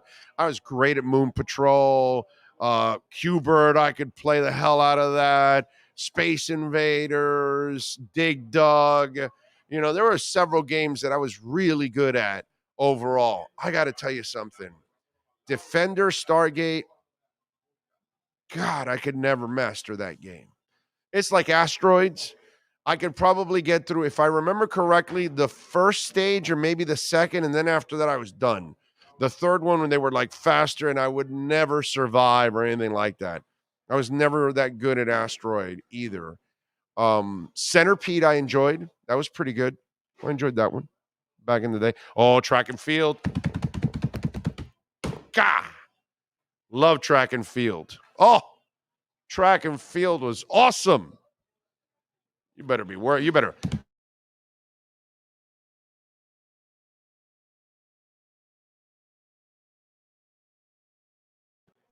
Did I knock the mic out? Oh, let's see. Hold on. That knocks the mic out? That's funny. That's funny. Okay. All right. Okay. All right. Hopefully I'm back. Okay. The mother of all games, E.T. Just kidding. Tron was awesome. Love Tron. Love Tron. Especially, Bill, rest in peace.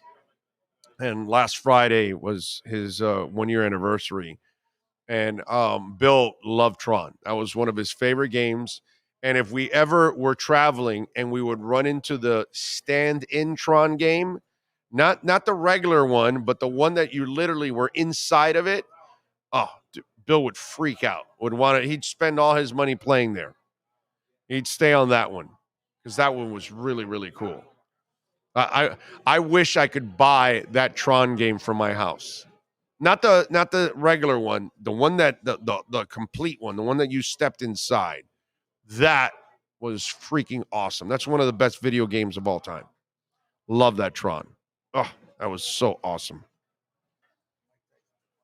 Oh yeah, Mike Tyson Punch-Out for sure. Pac-Man, of course, and Miss Pac-Man. I actually enjoyed Miss Pac-Man too a lot. I turned over Asteroid and Mr. Do. Good times. Wow, bro, you're good. You are good, man. God, I sucked at Asteroids. Good for you. I was terrible at that. And any of you that were good at Stargate and Defender, hats off to you, man. Hats off to you. What was the Kung Fu game in Nintendo? Or was it Kung Fu?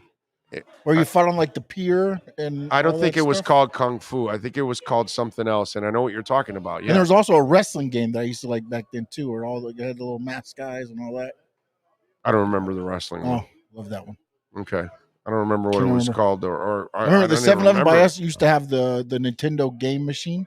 Oh, okay. So you could go, but you had to put a quarter in, you get so many 3 minutes of play, and you had to try to figure out how to get everything done. Yeah. Until I got the Nintendo. Once I got the Nintendo, then it was set. That is awesome. That is awesome. Yeah, Street Fighter. That's it. Street Fighter. That's good. Streets of Rage. Streets of Rage, somebody says. One guy says it was Kung Fu. Okay, there you go. Pong. I got a Pong shirt, man. I bought a Pong shirt. Yeah, that's the first video game ever. Pong. Yeah. And it's so simple, and to this day, it's still entertaining and still really competitive. You had the ColecoVision, right? Yeah, of course. The little knob. Atari and Coleco. Yeah, Atari. I got Atari 2600 afterwards. But Coleco was the one with the little knob, right? Little that was knob. Coleco? Yes. You had the little knob. Okay, yep. Okay, yeah. Just make sure. Yeah. Then I got then I upgraded. Yeah. Then Atari came out, and then that was the Nintendo. Yeah. But Atari was like, man, everybody I remember I used to go to Sears all the time, like every 2 weeks to go buy a new cart, for my Atari, which was just absolutely awesome. So I guess our boy Poopart never showed up. Not yet, no. Okay. Should I text him? You know what? We'll squeeze him in tomorrow because it's already 5:51. Okay.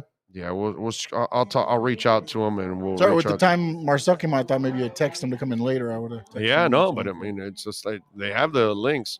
You see, Bobby Petrino, by the way, became the new offensive coordinator at UNLV for Barry Odom. Wow. Nice. He took that instead of a certain job, or was that just fluff on social media? I don't know. I He was mean, being he's such a offered weird somewhere. character. Yeah, Can't he was remember. at Missouri State. Yeah. And so now he leaves for UNLV. And I don't know. It's kind of weird, but I mean, he knows his offense. Not necessarily the righteous dude out there, but he knows his offense. That's for damn sure. That's what it was. It was Texas A&M. They offered him what, an offensive coordinator? Right there, yeah, but he decided to go to. I wonder. He wasn't going to be offensive coordinator, right? Jimbo's not going to give him the play. Right, exactly. You're going to be his bitch. Yeah, basically. Because Jimbo is the guy, and he's going to develop the quarterbacks and all that. And Petrino's going to want to work with his own quarterback. I think what he was hoping was Petrino would come there. Jimbo would still be doing the calls, but Petrino would look like, since they brought the name in, right. Jimbo gave up the calls. Right, gave up the calls. So now, yeah. So they brought – well, no, he's not going to be telling Bobby Petrino what to do because it's Bobby Petrino. So he did hand over the reins. Yes, and so, so yeah, exactly. Yeah. Yeah, optics.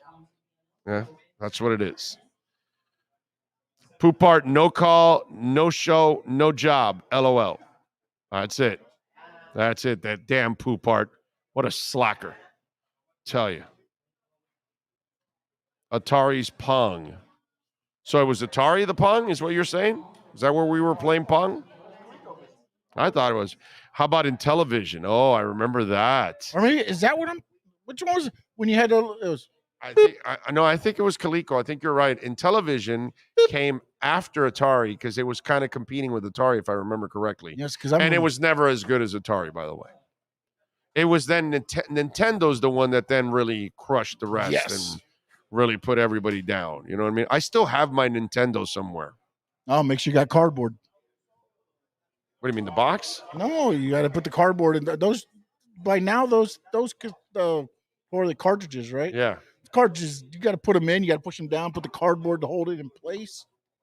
I remember. You never had that issue. You had to blow. Oh no, you had to blow it out too. Yeah, but then whatever. Yeah. There was time where you had to sometimes what you did is you flipped the other cartridge backwards so the thin piece went in and sat on top to hold the other one down. I don't even remember that anymore. I remember that they would mess up eventually. Yeah. I remember that. That's funny. That's funny. The shit that we used to go through. That is crazy. Oh, Eddie Lepp did the cardboard. See, he's with me. Okay. Eddie knows. Activision. There you go. I had Evil Dead on Dreamcast. Love that game. Evil Dead. That sounds familiar. Huh? What's what? Dreamcast? What's Dreamcast? I'm sorry. I'm not like a video game, No, but the game sounds familiar. The game, the Evil Dead. Oh, Sega Genesis was another one. Yeah. Oh, yeah. Definitely. That was a big one right there. No doubt. All right. So we got Dolphins getting ready for the Bills. Tomorrow, folks, we'll be coming to you live from the KSDT CPA offices. So we'll have some fun out there with all the great people. Normally, we're going to be there next week, but they're all off next week. They're all taking off. It's too close to Christmas. So kind of get it. So that's good. So next Friday we'll be in studio instead. And then the following Friday will be the last Friday of the month. And we'll be at Greg Zinn's Acura of Pembroke Pines, like we love going to, as always. We got to thank Marcel Louis-Jacques for joining us. We thank, of course, Sean Stanley, the man, the myth, the legend, as always, that puts it all together. We thank every one of you for chiming in, for supporting us. Remember, you can send a donation through Cash App or Venmo at Cash Big O Show. That's Cash Big O Show. Appreciate all of you out there. If you sent in a super chat, thank you. You reached out to us on Cash App or Venmo. We appreciate you. We will see you tomorrow morning at 10 a.m. Same time, same place, same bat channel. Love you all.